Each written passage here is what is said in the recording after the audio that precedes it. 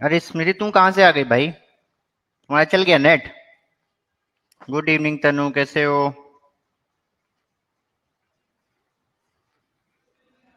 Good evening madam, Harshlata madam.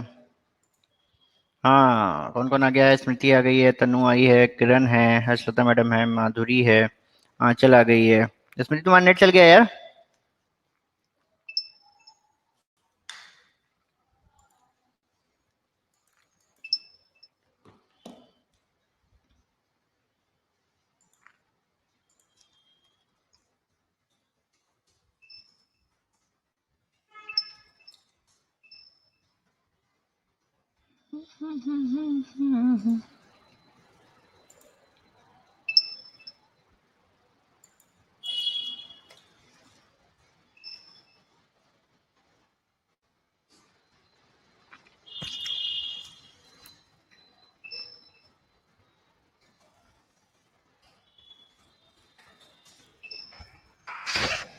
हाँ, क्या हाल चाल बाकी लोग? आवाज आ रही है सबको साफ साफ?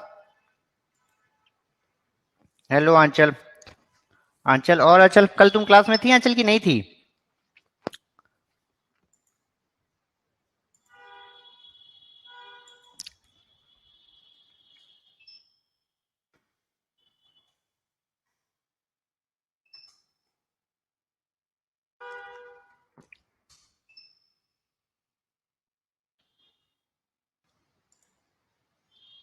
थी सर, अच्छा। और कल का क्लास समझ में आया था आंचल? बढ़िया से, अच्छे से? चलो बढ़िया। और माधुरी कैसे हो? बढ़िया। डेट्स आ गई, डेट्स देख लिया ग्रुप में मैसेज?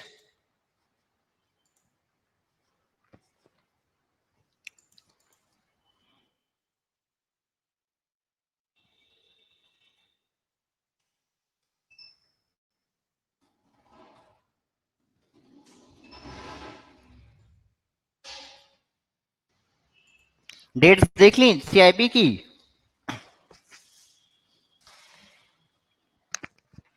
घर मोरे परदेसिया संभाल।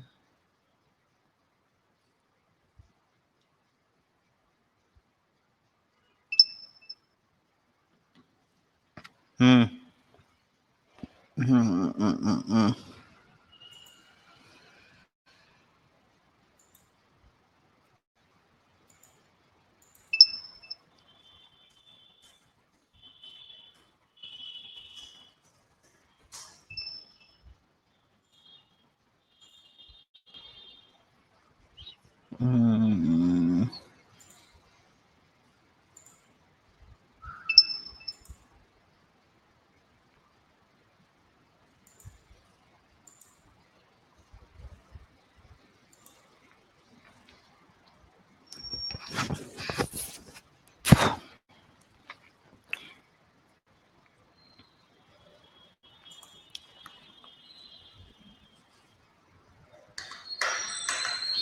डेट्स डिक्लेयर कर दी हैं आज आईआईबीएफ ने, है ना? और जो ऑलरेडी जिन्होंने अप्लाई किया हुआ था मई जून में, है ना, जून वाले एग्जाम के लिए, उनको वापस से अप्लाई नहीं करना है ना? हाँ चल, कैसी हो? बढ़िया बच्चा, कहाँ हो? Yes sir. क्या हाल चाल, पढ़ाई लिखाई कैसी बेटा? सही चल रही है सर। पढ़ रही हो? तुम पहले तो बहुत सवाल पूछती थी, देखो तुम कुछ सवाल नहीं पूछ रही हो, क्यों? थोड़ा स्लो हो गया था सर। हाँ, हम चले गए तो तुम लोग भी ढीले पड़ गए हैं। तुम लोग बस वही हो, बिल्कुल जो है, डंडे मारो तुम लोग को, डंडे तो तुम लोग पढ़ ना, गाय भैंस की तरह। वरना अपना पढ़े हैं, मालिक नहीं है तो पड़े हुए आराम से, अपना कोई मतलब ही नहीं। डेट। नहीं सर, अब तो बहुत जल्दी आ गया है डेट। 1 महीने का ही है आपके पास बस। हाँ, अब डेट्स कब से हैं? 20 तारीख से ना? 20 को पहला है, 26 को सेकंड और 27 को ही थर्ड है। हाँ, ये इस बार का नुकसान ये रहेगा कि रिटेल के लिए सेकंड तैयारी और करने का, थर्ड, हाँ। रिटेल के लिए तैयारी करने का मौका नहीं मिल रहा नहीं है अलग मिलने से, वाला है। है ना? तो वो रिवाइज नहीं रिटेल, कर सकते हैं। हाँ तो ये, और क्योंकि एग्जाम देख के आओगे 12 बजे, 2 बजे, 4 बजे एग्जाम देख के आओगे, और फिर जो है अगले दिन जो है वापस से डिटेल का एग्जाम होगा। पेपर। तो पहले ही से पढ़ के रखना, डिटेल का जला सब निकाल लेके रिटेल में जाके फेल हो गए। हम्म। डिटेल में भी बहुत डिफरेंट टाइप के क्वेश्चंस पूछते हैं। हम्म। तो डिटेल के नोट्स हम देंगे तुम लोगों को, ठीक है, चिंता ना करो। ठीक है सर। डिटेल के नोट्स जो है भी तुम लोगों को देंगे, कोशिश करेंगे इसी हफ्ते बना दें, इसी हफ्ते एक फाइल भेजेंगे, है ना, उस फाइल को फिर जो है डाउनलोड ठीक करके है। पढ़ना, ठीक है। Okay sir. चलें शुरू करें क्लास। ओके जी सर। चलो शुरू करते हैं, 2 मिनट और देख लेते हैं, बच्चे भी थोड़ा सा कम आ पाए हैं, बच्चे टाइम से नहीं आ पाते बेचारे। किरण कैसे हो, कल कहाँ रह गई थी?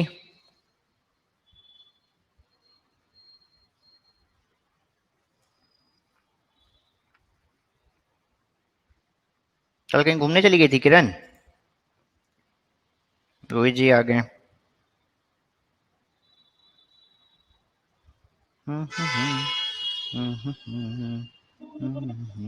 थोड़ा सा काम था इसलिए।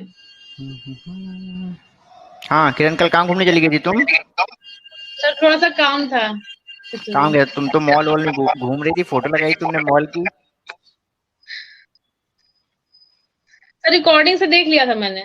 नहीं वो ठीक है, हम कह काम कहा था, तुम तो मॉल गई थी घूमने। नहीं सर मॉल गए थे, थोड़ा सा और भी काम था सर इसलिए। अच्छा अच्छा चलो ठीक है, पढ़ाई लिखाई करो अच्छे से। ठीक है। ठीक है चलो, हीरल आ गई है।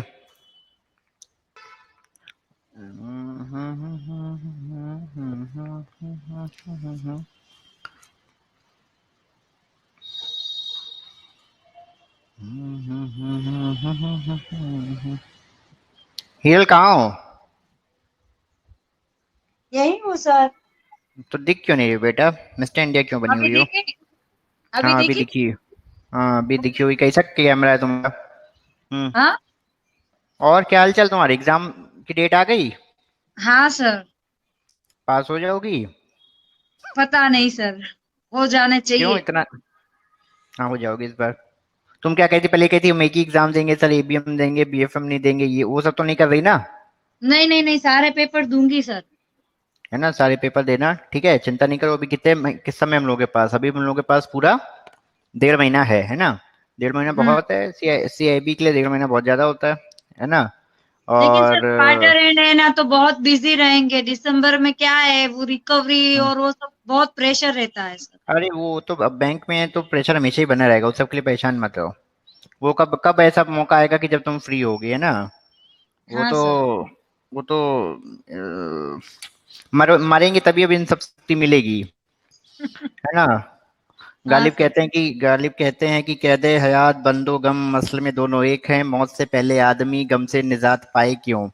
कि जो ये जो जिंदगी है ना और गम जो है एक ही चीज है, तो जब तक हम मरेंगे नहीं तब तक ये गम लगे रहेंगे। तो ये बैंक तक की समस्याएं एक हैं, तो जब बैंक छोड़ोगी तभी इन समस्याओं से मुक्ति मिलेगी। तो क्वार्टर, नॉन क्वार्टर, स्वानिधि, स्वावलंबी, कुछ ना कुछ लगे ही रहेगा।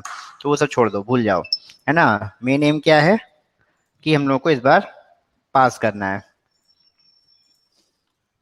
ठीक है? सर आप गुजरात आए थे, एक बार फोन भी नहीं किए। आप बोल रहे थे कि घर आऊंगा। यार थोड़ा सा क्या रहा, थोड़ा सा शॉर्ट जर्नी रही, सूरत में हम एक ही दिन रहे। और अच्छा शाम को आए थे, मतलब जिस दिन संडे आए, और मंडे को हमको मंडे शाम भी मिली, मंडे शाम को हमको निकलना पड़ गया। तो हमारा ओरिजिनल अच्छा प्लान ये था कि अगर मंडे शाम रुकते तो फोन ऑन करते तुम लोगों को, बट अच्छा। नहीं मिलना हो पाया इस वजह से। और फिर 3 दिन का ओरिजिनल प्लान था, बट वो 2 ही दिन में काम रैप अप हो गया, तो वापस आ जाना पड़ा। ठीक है सर। समझी? हाँ सर। हाँ चलो, तो शुरू करते हैं आज की क्लास। कल बहुत बढ़िया क्लास थी, तुम लोगों ने मिस मारी है ना, बट उसको क्लास को वापस एक बार जाके यूट्यूब पे भी अपलोड कर दिया है ना? ओके। और यूट्यूब पे मेरे ख्याल से चली गई है वीडियो, ठीक है? तो यूट्यूब पे भी जाके देखो उसको, तो उसमें 2-4 चीज़ें अच्छी बताई हैं हमने। सेल्फ डेवलपमेंट वाला कॉन्सेप्ट अच्छे से बताया है, और ट्रांजैक्शनल एनालिसिस अच्छे से बताया है ना? और जोहारी विंडो, ये 3-2-4 अच्छे अच्छे कॉन्सेप्ट हैं जिस पे अच्छे सवाल बन सकते हैं, है ना? तो वो वीडियो जरा ध्यान से देखना, वो वाला जो कल वाला छूटा है। आज भी जो हम लोग पढ़ने वाले हैं, आज 2-3 बहुत अच्छी चीज़ें पढ़ेंगे, है ना? ह्यूमन इम्प्लीकेशन ऑफ ऑर्गेनाइजेशन पढ़ रहे हैं, इसमें टाइप ऑफ पर्सनैलिटीज पढ़ेंगे, एक एरिक्सन की 8 स्टेजेस हैं वो हम लोग पढ़ेंगे। तो 2-4 बहुत अच्छी चीजें पढ़ेंगे हम लोग इसमें, और डिस्क्रिप्शन में बहुत सारी थ्योरीज हैं, और इसमें ये मतलब काफी अच्छा चैप्टर है। इसको थोड़ा सा भले टाइम लग जाएगा, बट आज इस चैप्टर को खत्म कर देंगे, ठीक है। तो हम लोग अपनी क्लास शुरू करते हैं। काफी बच्चे हमारे ज्वाइन भी कर लिए हैं, ठीक है। क्या नाम है अपना? हीरल बेन है तुम्हारा नाम? आज तक मैं मोबाइल में हीरल बेन के नाम से सेव है, वो ट्रू कॉलर में हीरल बेन के नाम से किसी ने सेव लेकिन किया मेरे नाम होगा। में कहीं पे भी बहन नहीं लगा है सर, मेरे नाम में कुमारी लगा हुआ है अभी भी। तुम्हारे नाम में कुमारी लगा हुआ है, बट तुम हो तो गुज्जू ना, हमारे तो फैमिली में किसी के भी नाम के पीछे बहन भाई वो नहीं लगाते हैं। कहाँ पे? गुजरात में? गुजरात में लगाते हैं, बट हमारे फैमिली में ये मतलब नहीं लगाते, भाई बहन सबके पीछे कुमार कुमारी ऐसे ही लगाते हैं। अच्छा, नहीं नहीं, पर तुम गुजरात में हो ना, तो गुजरात तो किसी गुजराती ने तुम्हारा नाम सेव किया होगा ना, तो अभी तक तुम्हारा नाम हमारे मोबाइल में हीरल बेन के नाम से सेव है। चला और क्या सर। ठीक है, चलो ठीक है हीरल बेन, है ना। क्लास शुरू और करते हैं। चलिए क्लास शुरू कर रहे हैं आज की। आज जो हम लोग चैप्टर उठाने जा रहे हैं, ये भी बड़ा इंपॉर्टेंट चैप्टर है।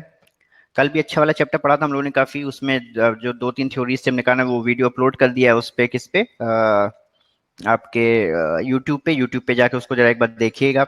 कोशिश करेंगे इस पे, अगर वो बना पाएंगे, क्या नाम है, पॉडकास्ट तो बनाएंगे।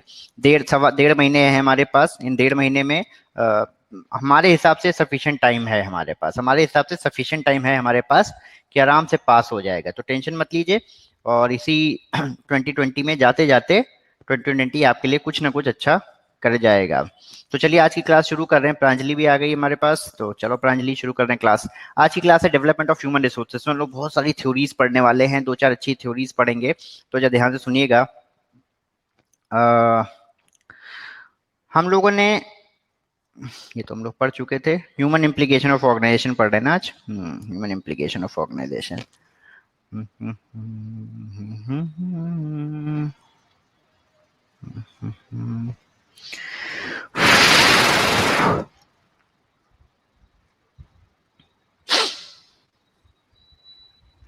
Human implication of an organisation, कि ये जो लोग हमारे यहाँ काम करते हैं, ये जो ह्यूमंस हमारे यहाँ काम करते हैं, इन अलग अलग लोगों का हमारी ऑर्गेनाइजेशन पे क्या असर पड़ता है। कौन, देखिए कोई भी ऑर्गेनाइजेशन जो है, कोई भी जो ऑर्गेनाइजेशन है वो सिर्फ अपने प्रोडक्ट की वजह से महान नहीं हो सकती, ठीक है। कोई भी ऑर्गेनाइजेशन जो है अपने प्रोडक्ट की वजह से महान नहीं हो सकती, उस ऑर्गेनाइजेशन और ना अपने सिस्टम्स की वजह से महान नहीं हो सकती। अल्टीमेटली उस ऑर्गेनाइजेशन को उसके लोग महान बनाएंगे, है ना। आप किसी होटल में जाते हैं, आप किसी का बैंक में जाते हैं, है ना। अब एसबीआई लाख प्रचार कर ले, एसबीआई लाख प्रचार कर ले कि हम बैंकर टू एवरी इंडियन हैं, हम सबसे अच्छी सर्विस देते हैं, हमारे पास सबसे अच्छी टेक्नोलॉजी है, बट अगर आप वहां जाते हैं और वहां पे लोग आपको तंग करते हैं, है ना। जैसे आप देखिए अभी भी जो है जोक जो एसबीआई पे बनते हैं वो वही बनते हैं कि एसबीआई वाला लंच टाइम पे है ना। किसी ने गए होंगे लोग, और ऐसा परसेप्शन है वो, है ना, लोगों का कि जो है एसबीआई वाले काम नहीं करते, वो लंच पे रहते हैं, है ना। तो वो एसबीआई लाख पब्लिसिटी अपनी कर ले, अल्टीमेटली उस बेचारे पे, एसबीआई पे उस पे जोक बन रहे हैं, इंस्पाइट कि हिंदुस्तान की सबसे बड़ी बैंक है, क्योंकि वहां के किसी लोगों ने ऐसा परसेप्शन बना दिया। तो देखिए हमारी ऑर्गेनाइजेशन के जो लोग हैं, हम लोगों ने पढ़ा भी था शायद principle and practices of banking में, एक वर्ड आता था movement of truth. Movement of truth कि हमको किसी भी प्रोडक्ट के बारे में कुछ भी पता हो, आप किसी भी जगह आप जाइए, किसी शोरूम में जाइए, कार लेने जाइए, बट आपका जो सेल्समैन है वो आपसे बदतमीजी से बात कर दे, तो लाख अच्छी कार हो, आप उसको छोड़ के चले आओगे। आप किसी मॉल में जाओ, बहुत ही अच्छा मॉल हो, बट वहाँ के लोग अच्छे ना हो या साफ सफाई अच्छी ना हो, तो उसको छोड़ के चले आएंगे। क्यों? क्योंकि अल्टीमेटली जो लोग हैं, किसी भी ऑर्गेनाइजेशन को महान बनाने वाले लोग या खराब बनाने वाले लोग, वाली चीज उसके लोग हैं। तो हमारे जो लोग हैं उनका बिहेवियर जो है वो बहुत ही ज्यादा इंपॉर्टेंट है किसी भी ऑर्गेनाइजेशन के लिए। बट ये जो बिहेवियर है ये बनता कैसे है ना। हम कहते हैं कि वो कि मैनेजर से मिले, वो बहुत अच्छा मैनेजर था, या वो बहुत ही खराब लोग हैं वहाँ के, तो आखिर ये बिहेवियर बनता कैसे है। हम जो हैं, हमारी जो पर्सनैलिटी है, वो आखिर पर्सनैलिटी कैसे बनती है, इसके पीछे बहुत सारे फैक्टर्स हैं। वो फैक्टर्स को हम लोग यहाँ पे देखेंगे। उसमें से एक फैक्टर्स हैं वो हमारे इन्वायरमेंटल फैक्टर्स हैं। इन्वायरमेंटल फैक्टर्स क्या है कि हम जिस तरीके के इन्वायरमेंट में ग्रो इन करते हैं वो हम पे असर डालता है कि हम कैसे बनते हैं। देखिए आपके लिए ईमानदार होना शायद सरल होगा, है ना। आपके लिए ईमानदार होना सरल होगा, आपके लिए क्लासी होना शायद सरल होगा, क्योंकि आपके पास पैसे हैं। बट आप सोचिए एक बच्चा है जो शायद अगर हम आपको 5 दिन आपको हम खाना ना दें, है ना, 5 दिन आपके पास ये हाल हो। आप देखते हो ना बिग बॉस में, आप देखते हैं बिग बॉस में सेलिब्रिटी जाते हैं वो खाने के लिए लड़ते झगड़ते रहते हैं। या आप देखिए कभी जो है जैसे अभी पेंडेमिक आया था, है ना, ये अपना ये कोरोना वाला, लोगों ने लाइन लगा दी कि जितना खाना हो सकता है खाना भर लो, काला बाजारी शुरू हो जाती है। वहां पे आपकी सब एजुकेशन सब कुछ धरी रह जाती है ना। तो हमारा जो इकोनॉमिक फैक्टर है ना, कि हम कितना सैलरी कमाते हैं, हम किस तरीके की नौकरी में हैं, ये सब हमारी पर्सनैलिटी को डिटरमिन करता है। हम कहते हैं बड़ा क्लासी बंदा है, वो क्लास इसलिए आता है उस बंदे में, है ना, कि वो शायद वो बहुत ही वेल एंडाउड है। किसी गरीब में क्लास कहाँ से आएगा, उसके लिए तो 2 रोटी जुटाना मुश्किल है, वो क्लास कहाँ से लाएगा, है ना। तो बहुत सारे फैक्टर्स हैं, आपका एम्प्लॉयमेंट, आपके वेजेस, है ना, ये सब चीजें डिटरमिन कर, आपका सोशल वर्क, है ना, आपका सोशल, आप किस तरीके के सोसाइटी में रहते हो, वो बहुत डिटरमिन करेगा कि आपकी पर्सनालिटी किस टाइप की बनेगी, है ना। आपके अचीवमेंट्स, है ना, आपकी वैल्यूज, जिस तरीके के परिवार में आप रहे हो, है ना, वहाँ पे क्या सिखाया गया आपको, ये सब चीजें डिटरमिन करेगा कि हमारी पर्सनालिटी कैसी निकल के आती है।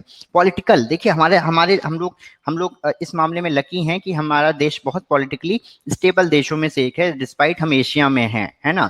आप पाकिस्तान जाइए, है ना, बांग्लादेश जाइए, अफगानिस्तान जाइए, वहाँ के लोगों को हमेशा ही डर रहता है कि कब सरकार चली जाए, कब क्या हो जाए, वो लोग कैसे काम करते होंगे, वो ये सब चीजें आपके दिमाग पे बहुत असर डालेंगी, है ना। कश्मीर चले जाइए, कश्मीर में देखिए कितनी पॉलिटिकल इंस्टेबिलिटी है ना। वहाँ के लोग हर समय सरकार से ही नाराज रहते हैं। वो लोग क्या मतलब कोई माइक्रोसॉफ्ट या फेसबुक बनाने की सोचेंगे, उनके लिए तो सर्वाइव करना स्ट्रगल ही एक स्ट्रगल है, डेली बचे रहना ही एक स्ट्रगल है ना। तो ये पॉलिटिकल जो स्टेबिलिटी है, जो देश जितना पॉलिटिकली स्टेबल होगा, है ना, आप फॉरेन में देखिए, यूरोप में देखिए, है ना, कितने वो लोग कितने पॉलिटिकली स्टेबल हैं, वहाँ के लोग इसलिए बहुत फ्रीली काम करते हैं। हमारे देश में अभी भी हम लोग इतने स्टेबिलिटी है, बट हमारे देश में अभी भी जो है पॉलिटिक्स बहुत ज्यादा है। तो ये सब फैक्टर्स जो हैं हमारे पर्सनैलिटी के ऊपर बहुत ज्यादा असर डालते हैं, है ना। अगला देखिए, एक पर्सनल फैक्टर्स है age, sex, education, abilities, marital status, number of dependent. ये हमको इसका बड़ा ये पर्सनली हमने इसका बड़ा फील किया है कि हम जैसे आज से 10 साल पहले थे, 25 साल की एज में, है ना, आज हम बिल्कुल वैसे नहीं है ना। एजुकेशन ने हमको बहुत चेंज किया। हम जो है इस बात को बहुत मानते हैं कि हमने 2008 में हमने अपनी जॉब छोड़ दी थी, रिजाइन कर दिया था बैंक ऑफ इंडिया में, हम क्लिनिकल कैडर में थे, हमने रिजाइन कर दिया, और 2 साल बाद हम वापस आए, स्केल 2 में आए। हम ना भी आए होते तो भी माँ शायद इसी स्केल पे होते। हमने 2 साल छोड़ा, एमबीए किया, है ना। कभी कभी लोग हमसे पूछते हैं कि सर आपने ना छोड़ा होता तो भी आज आप यहाँ होते, छोड़ के आपको क्या ही मिला। बट वो जो 2 साल हमने जो एमबीए किया, उस एमबीए की पीरियड में जो हमारी नॉलेज ब्रॉडन हुई, जो हमारा होराइजन ब्रॉडन हुआ, है ना, वो शायद हम अगर उसमें बने रहते अपनी जॉब में, तो हमारा वो होराइजन ब्रॉडन नहीं होता। आज हम आप लोगों को जो शायद इतने अच्छे से पढ़ा पा रहे हैं, उसकी शायद एक वजह वो हमारा 2 साल का एमबीए का स्टिंट भी है, जहाँ पे हमने बहुत अच्छे अच्छे लोगों के साथ पढ़ाई की, बहुत बढ़िया बढ़िया लोग रहे, है ना। वहाँ पे बहुत ज्यादा हमारा पर्सनालिटी चेंज जो है उस एमबीए के पीरियड में हुआ, क्योंकि तब हमको जाके पता चला कितने अच्छे लोग हैं, कितने इंटेलिजेंट लोग हैं दुनिया में, है ना, कितना ये पढ़ाई को मेहनत इंपॉर्टेंस देते हैं। तो वो सब चीजें बहुत मायने रखती हैं, आपकी एजुकेशन, आपका शादी के बाद बड़ा बड़ा चेंज आ जाता है ना। शादी से पहले आप बहुत शेर होते हैं, फिर शादी के बाद आप शेर नहीं रह जाते हैं, है ना, फिर आप गजल टाइप हो जाते हैं। और एक नंबर ऑफ डिपेंडेंट्स, बच्चे बच्चे आपकी लाइफ में बहुत चेंज लाते हैं, है ना। हम खुद इसके वो हैं, वाउच करते हैं कि जब हमारा बेटा नहीं था तब, या हमारी शादी नहीं हुई थी तब हम काफ़ी एग्रेसिव थे, आज हम बहुत शांत हैं। उस शांति की एक वजह ये भी है कि हमें लगता है यार अगर हम कुछ गलत काम करेंगे या एग्रेसिव रहेंगे तो उसका असर हम पे ही खाली नहीं होगा, हमारी फैमिली पे भी होगा। तो ये सब चीज़ें भी आपकी पर्सनैलिटी को बहुत हद तक चेंज करती हैं। Organisational factors, physical facility, organisation structure, design, leadership, compensation, reward system, आपकी ऑर्गेनाइजेशन कैसी है, आपको किस तरह, आप देखते हो ना, आप लोग आप जाइए, आपकी जो ब्रांच है बहुत अच्छी ब्रांच है, बहुत बढ़िया फैसिलिटीज हैं, अच्छी है, तो आप ऑटोमेटिकली खुश रहेंगे वहां पे, है ना। आप अक्सर देखिएगा जो बाहर के लोग हैं जो सरकारी विभागों में काम करते हैं, वो बैंक वालों से बहुत चिढ़ते हैं। जैसे कभी कभी जो पुलिस वाले आएंगे, है ना, वो बैंक वालों से बहुत चिढ़ते हैं, उनको लगता है कि यार ये देखो हमेशा एसी में बैठे रहने वाले लोग हैं, ये क्या समझे कि मैं नौकरी क्या होती है। जो एक सोसाइटी का जो गुस्सा है ना, आप कभी भी देखिएगा लोग बैंक वालों के प्रति बड़ा रोष रखते हैं, क्योंकि उनको लगता है कि ये बड़ी व्हाइट कॉलर जॉब है, ये लोग एसी में बैठने वाले लोग हैं, 5 बजे घर चले जाने वाले लोग हैं, है ना। हमें पता है कि उतना आसान नहीं है, बट उनको वो भी मैसर नहीं है। तो हमारी ऑर्गेनाइजेशन ने हमको ये दिया हुआ है कि हमारा जो ब्रांच मैनेजर है या पूरी ब्रांचेस हैं, बढ़िया एसी में हैं, हमारे पास लेटेस्ट कंप्यूटर्स हैं, है ना, ब्रांच मैनेजर के पास बहुत सारी पावर्स होती है ना, चीज़ों को अच्छे से रख रखाव कर लेने की, है ना, बढ़िया तरीके से रखने की। तो ये सब चीज़ें हमें अपनी ये सब चीज़ें भी डिटरमिन करती हैं कि हमारा किसी ऑर्गेनाइजेशन के प्रति क्या रुख रहने वाला है ना। आप देखिए, आपकी ऑर्गेनाइजेशन अगर आपको बहुत अच्छे से रखेगी, बहुत प्यार से रखेगी, तो आपके अपने आप ही मोटिवेशन लेवल हाई बना रहता है। तो उसके अलावा ऑर्गेनाइजेशन स्ट्रक्चर क्या है, आप देखिए हमारी ऑर्गेनाइजेशन में हमें कितने मौके मिलते हैं, हम यहाँ से लेके सीएमडी तक कुछ भी बन सकते हैं, आप देखते हैं ना। तो आपके अंदर वो एक बात है कि यार हम करेंगे, और ये चीज बहुत इंपॉर्टेंट है ना। आप कभी आरआरबी वालों से बात कीजिए, उनके अंदर ये बात हमेशा रहती है कि यार ग्रोथ के चांसेस नहीं है ना।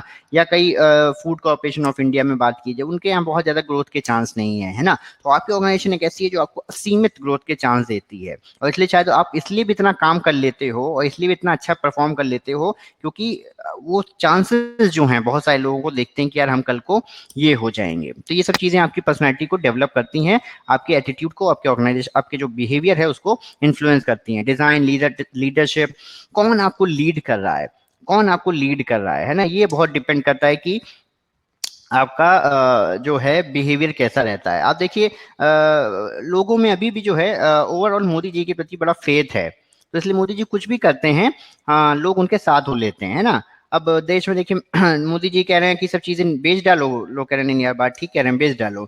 मोदी जी कहते हैं कि नोट बंद कर दो, लोग कहते हैं ठीक है नोट बंद कर दो। मोदी जी कहते हैं जीएसटी लगा दो, लोग कहते हैं लगा दो। मोदी जी कहते हैं देश बंद कर दो, लोग कहते हैं बंद कर दो, है ना।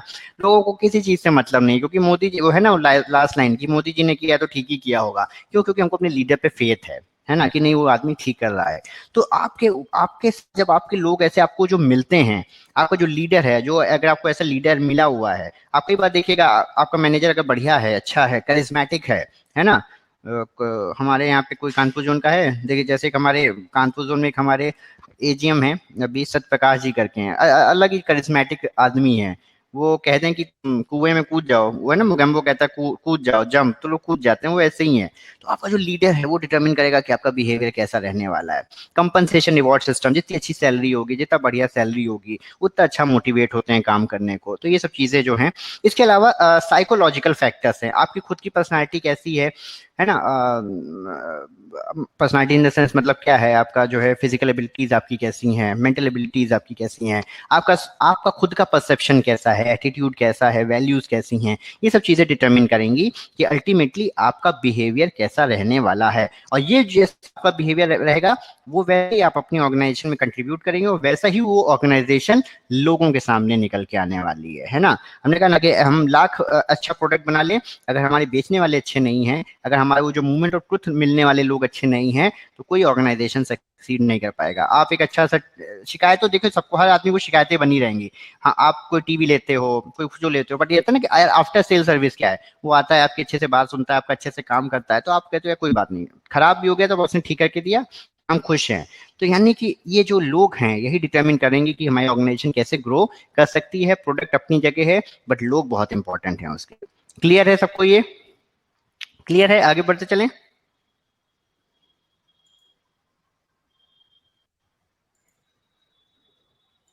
आगे बढ़ते चले भाई साहब। जी जी जी जी जी। तो ये जो एम्प्लॉयज बिहेवियर है ना, एट वर्क, ये बहुत ही इंपॉर्टेंट रोल प्ले करता है किसी भी, जैसे हमने बताया, सक्सेस ऑफ द ऑर्गेनाइजेशन। वो मूवमेंट ऑफ ट्रुथ जो है हमको उस एम्प्लॉय के बिहेवियर से ही आता है, ठीक है। तो इसमें देखिए कुछ चीजें जो है ह्यूमन बिहेवियर में हमको ध्यान रखने वाली हैं कि there are differences between individuals, concept of a whole person, behavior of an individual is caused, an individual has dignity, organization or social system, there is mutuality of interest organizational members, organizational behavior is holistic, ठीक है। इसमें जो main उन्होंने बात बताने की कोशिश की है कि हर आदमी अलग है, हर आदमी जो है उसका जो बिहेवियर है उसका कुछ पीछे कुछ फैक्टर्स हैं, हर आदमी की एक सम्मान है, सोशल डिग्निटी है ना। हम उस आदमी की ग्रोथ और उसके साथ ऑर्गेनाइजेशन की ग्रोथ और उसके साथ जुड़े लोगों की ग्रोथ, सब कुछ एक लिंक है, सब कुछ एक चेन है ना। आदमी अच्छा बढ़ेगा तो आपकी ऑर्गेनाइजेशन भी बढ़ेगी, ऑर्गेनाइजेशन बढ़ेगी तो आदमी भी बढ़ेगा, आदमी बढ़ेंगे तो उसके साथ के लोग भी बढ़ेंगे। तो ये सब कुछ कहीं ना कहीं एक लिंक्ड है, और उसको उन्होंने बताने की यहाँ पे कोशिश की है। और ऑर्गेनाइजेशनल बिहेवियर इज होलिस्टिक, कि जो पूरी ऑर्गेनाइजेशन का जो बिहेवियर है, ऑर्गेनाइजेशन बिहेवियर मतलब एक पूरी संस्था एक कैसी है, पूरी एक संस्था कैसी है ना, वो एक लार्जर कॉन्सेप्ट है और डिपेंड करता है बहुत सारे फैक्टर्स पे कि ऑर्गेनाइजेशन ने किन लोगों को रिक्रूट किया है, ऑर्गेनाइजेशन की पॉलिसीज क्या हैं, है ना, ऑर्गेनाइजेशन किस सेक्टर्स में, बहुत सारे फैक्टर्स डिटरमिन करेंगे कि पूरी ऑर्गेनाइजेशन का बिहेवियर, है ना, ये एक पूरा सब्जेक्ट है ऑर्गेनाइजेशनल बिहेवियर। ये इस पे पूरा हम लोग एमबीए में पूरा सब्जेक्ट पढ़े थे, पूरा एग्जाम था मतलब उसके ऊपर। तो ये बड़ा अलग ना, जो जो चीज़ें हम लोग एक सिंगल वर्ड में पढ़ लेते हैं, साइकोलॉजी में उससे बहुत ज़्यादा स्टडीज हुई हैं। चलिए आगे देखते हैं हम लोग, इसी में हम लोग अगला वर्ड आ रहे हैं पर्सनैलिटी में। दो तरह की पर्सनैलिटीज को जो है साइकोलॉजिस्ट जो है वो बताते हैं, वो है टाइप ए पर्सनैलिटी और type B personality. Type A वाले कैसे होते हैं? टाइप ए वाले जो लोग रहते हैं वो जनरली रेस्टलेस रहते हैं, ठीक है, इम्पेशेंट रहते हैं, और उनको लगता है बस सब कुछ तुरंत हो जाए, ठीक है, और तुरंत हो जाए, परफेक्ट हो जाए, है ना। तो ये इनको सब काम हो जाना चाहिए, किसी भी तरह बस हो जाए, है ना, और इनको अंदर सब्र नाम की चीज नहीं होती है। तो बेसब्रे किस्म के लोग होंगे, है ना, उनको लगेगा एक काम खत्म हुआ, दूसरा काम दे दो, है ना। कई बार आप देखोगे जनरल मैनेजर्स कोई होते हैं ना, या आपके जोनल मैनेजर्स होते हैं, या ब्रांच हेड होता है ना, अच्छा ये हो गया चलो ठीक है, ये काम कर दो, ये काम शुरू कर दो, हाँ, है ना, अच्छा ठीक है, नहीं अच्छा आप बताओगे सर ये वाला काम कर लिया, अरे नहीं वो तो होना ही था ना, इस पे क्या किया, ये बताओ ये कैसे होगा, है ना। और मतलब एक काम खत्म नहीं हुआ, दूसरा काम दे दो, और एक भी काम आपने थोड़ा कम अच्छा किया तो आपको डांट पड़नी है, अच्छा भी कर दिया तो उस पर तारीफ नहीं मिलनी है। और उनको हर समय रहता है कि यार, हर समय परफेक्शनिज्म चाहिए, हर समय लगता है कि यार बस काम काम काम काम काम काम, या ये कोई चीज ऐसे हो जाए। हाँ करेक्ट है, जैसा रोहित जी समझ पा रहे हैं, हम भी एग्जांपल देना चाहते हैं बट इसलिए नहीं दे रहे हैं क्योंकि बहुत सारे बच्चे यहाँ पे हमारी बैंक से नहीं है, वो इस चीज को शायद अच्छा ना समझें। पर जैसे हमारे जेडम जीएम है ना, दोनों यही टाइप ए वाले ही हैं, है ना। फिर आते हैं type B personality. Type B personality जो होते हैं ये बड़े इजी गोइंग, बड़े रिलैक्स्ड, और बहुत ही ज़्यादा, ये बहुत ज़्यादा समय का प्रेशर नहीं लेते, हर काम को अच्छे से करते हैं, है ना, और फिलोसफिकल इन नेचर होते हैं बहुत ज़्यादा इनके अंदर। जैसे एक हमारे एजीएम साहब थे बुगरा जी, उनकी जो वाइफ हैं वो हमसे पढ़ती हैं, हर्षलता मैडम जो हैं, है ना। हर्षलता मैडम सुन रही हैं आप? हर्षलता मैडम हैं यहाँ पे? हाँ है मैडम। तो हर्षलता मैडम जो है वो हमारे एक एस्ट्रॉयल जीएम साहब, एजीएम साहब से हमारे बॉस थे, उनकी वाइफ है ना, वो हमारे साथ यहाँ है भी। तो हमारे भुगरा साहब थे वो टाइप बी पर्सनैलिटी थे, बहुत ही ज़्यादा कूल। हमने जितना आराम भुगरा साहब के टेन्योर में किया है 1 साल, उतना आराम हमने पूरे इतने साल की नौकरी में कभी नहीं किया। और बहुत ही हमेशा सपोर्टिव, बहुत ठीक है, एक काम किया अच्छे से काम किया, बढ़िया से किया, फिर दूसरा काम पकड़ा, फिर तीसरा काम पकड़ा, और अल्टीमेटली हर चीज़ को फिलोसफिकल, ओशो के बहुत बड़े फॉलोअर थे, हमने बहुत कुछ ओशो के बारे में उनसे सीखा जाना। तो ऐसे लोग भी हैं टाइप बी लोग, है ना, बहुत अपने हर काम को सिस्टम से करना, अच्छे से करना, किसी काम में हड़बड़ी नहीं करना, ऐसे लोग भी हैं, ये हैं टाइप बी पर्सनैलिटी। तो ऐसे दो लोग भी हो सकते हैं, टाइप ए पर्सनैलिटी और टाइप बी पर्सनैलिटी, ठीक है। सारू छे आगे बढ़े।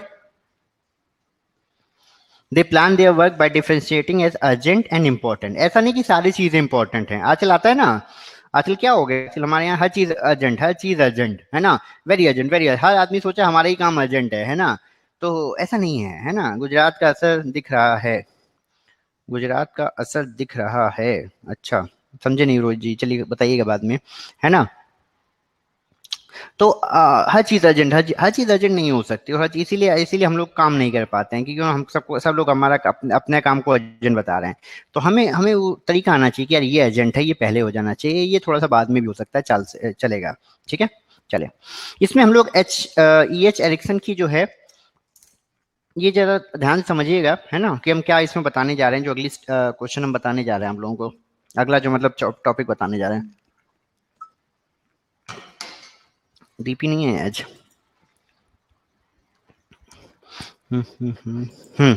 अगला है EH एरिक्सन की जो है 8 स्टेजेस हैं जो उन्होंने पर्सनालिटी डेवलपमेंट बताया है। एक्चुअली जो ये एरिक्सन ने स्टेजेस बताई हैं, ये उन्होंने जो है, जैसा हमने कहा ना, इसमें हम लोग जितनी भी चीज़ें पढ़ रहे हैं वो बेसिकली ह्यूमन बींग्स की स्टडी है। ये जो स्टडी है EH एरिक्सन की, ये उन्होंने इस बारे में शुरू की थी कि कैसे जो जब हम बच्चा पैदा होता है उससे लेके जब तक एक इंसान मरता है उसके बीच में उसकी पर्सनैलिटी के क्या क्या स्टेजेस आते हैं और अलग अलग स्टेजेस में क्या हो सकता है, अलग अलग स्टेजेस में क्या हो सकता है। तो उन्होंने हर स्टेज में बताया कि या तो ये होगा या ये होगा, अगर ये हुआ तो ये होगा और ये हुआ तो ये होगा। इस तरीके से उन्होंने इसको बताया है। इसको हम लोग ऑर्गेनाइजेशन में भी अपने को जो है उसको इम्प्लीमेंट कर को समझ सकते हैं। हम आपको ओरिजिनल चीज बताएंगे, उसको आप अपने को ऑर्गेनाइजेशन में भी लिंक कर सकते हैं। जैसे पहली स्टेज 1 है, पहली स्टेज है ट्रस्ट वर्सेस मिसट्रस्ट, है ना। जनरली जो एरिक्सन साहब ने जो ओरिजिनल थ्योरी दी थी, एरिक्सन साहब की थ्योरी ये थी कि जो बच्चा पैदा होता है तब से लेके 18 महीने तक का जब वो बच्चा होता है ना, तब वो वहां पे दो फीलिंग्स डेवलप कर सकता है। कैसी? ट्रस्ट की या मिसट्रस्ट की। बच्चे 18 महीने तक का जो बच्चा होता है ना, वो उसको अपने पेरेंट्स की पहचान हो जाती है।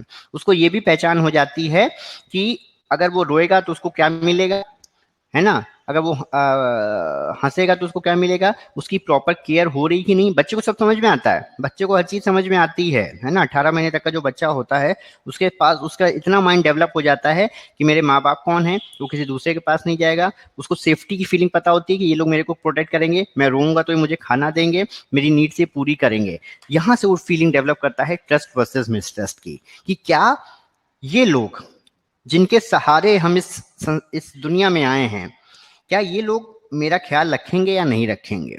ये बच्चे को पता चल जाता है। यही काम वो कहते हैं, इसी काम को हम अपनी ऑर्गेनाइजेशन में ले जा सकते हैं कि जब हम किसी ऑर्गेनाइजेशन में जाते हैं, है ना, तो हमको स्टार्टिंग में ही साल में 1.5 साल में हमको पता चल जाता है कि ये संस्था जिसमें हम आए हैं, यहाँ के लोग हमको अच्छे से रखेंगे या नहीं रखेंगे, है ना। क्या ये लोग हमारी केयर करते हैं यहाँ के लोग या नहीं करते हैं, है ना। ये वो एम्प्लॉय सीख जाता है जनरली 1.5 साल के अंदर, जैसे बच्चा सीख जाता है। यहाँ से उसको दो फीलिंग आ सकती है, ट्रस्ट की या मिसट्रस्ट की। अगर ट्रस्ट की फीलिंग आई, यानी उसको लगता है कि नहीं, बच्चे को अगर ट्रस्ट की फीलिंग आ गई कि नहीं यार ये लोग मेरा ख्याल रखते हैं, तो जो वर्च्यू डेवलप होती है, यहाँ पे हमने देखिए आगे हमने आपको ग्रुप में भेजा है कि यहाँ पे हमने लिख रखा है, ये देखिएगा, ये है ना, ये देख रहे ना, एक हमने वर्च्यू लिखी हुई है। वर्च्यू मतलब कौन सी क्वालिटी जो है बच्चा डेवलप करता है ना। क्वालिटी जो बच्चा यहाँ डेवलप करता है वो है होप की। क्वालिटी जो बच्चा यहाँ डेवलप करता है वो होप की। अगर उसको ट्रस्ट डेवलप हो जाता है तो उसको होप डेवलप हो जाती है। उसको लगता है कि नहीं यार, बच्चे को अगर ये पता चल जाए कि उसका ख्याल रखा जा रहा है तो उसको पता है कि आगे भी उसका ख्याल रखा जाएगा। अगर उसको ट्रस्ट डेवलप हो गया तो उसके अंदर ये वर्च्यू डेवलप होती है होप की, ठीक है। तो यहाँ पे उसको ट्रस्ट या मिसट्रस्ट दो चीजें जो हैं किसी भी एम्प्लॉय को हो सकती हैं। तो ये पहली स्टेज है हमारी लाइफ की या हमारी ऑर्गेनाइजेशन में हमारे जर्नी की। क्लियर है सबको? आगे चलें। ये ध्यान से समझिएगा, ये कहीं अच्छे से बताया नहीं गया किसी किताब में। ये सब आपको समझाने के लिए हमको बड़ी किताबें पढ़नी पड़ी है, समझ रहे हैं। हम अच्छे खासे, हम कभी कभी हमको लगता है हम खामखा में हम लोगों को पढ़ा रहे हैं, हम साइकोलॉजिस्ट हो जाते हैं, हमको इतना अच्छा आ गया ये सब। अगला चलें। अगली जो स्टेज है हमारी, आ गया कि नहीं आ गया? हाँ ना तो बोल दो, आलसी हूँ बच्चों।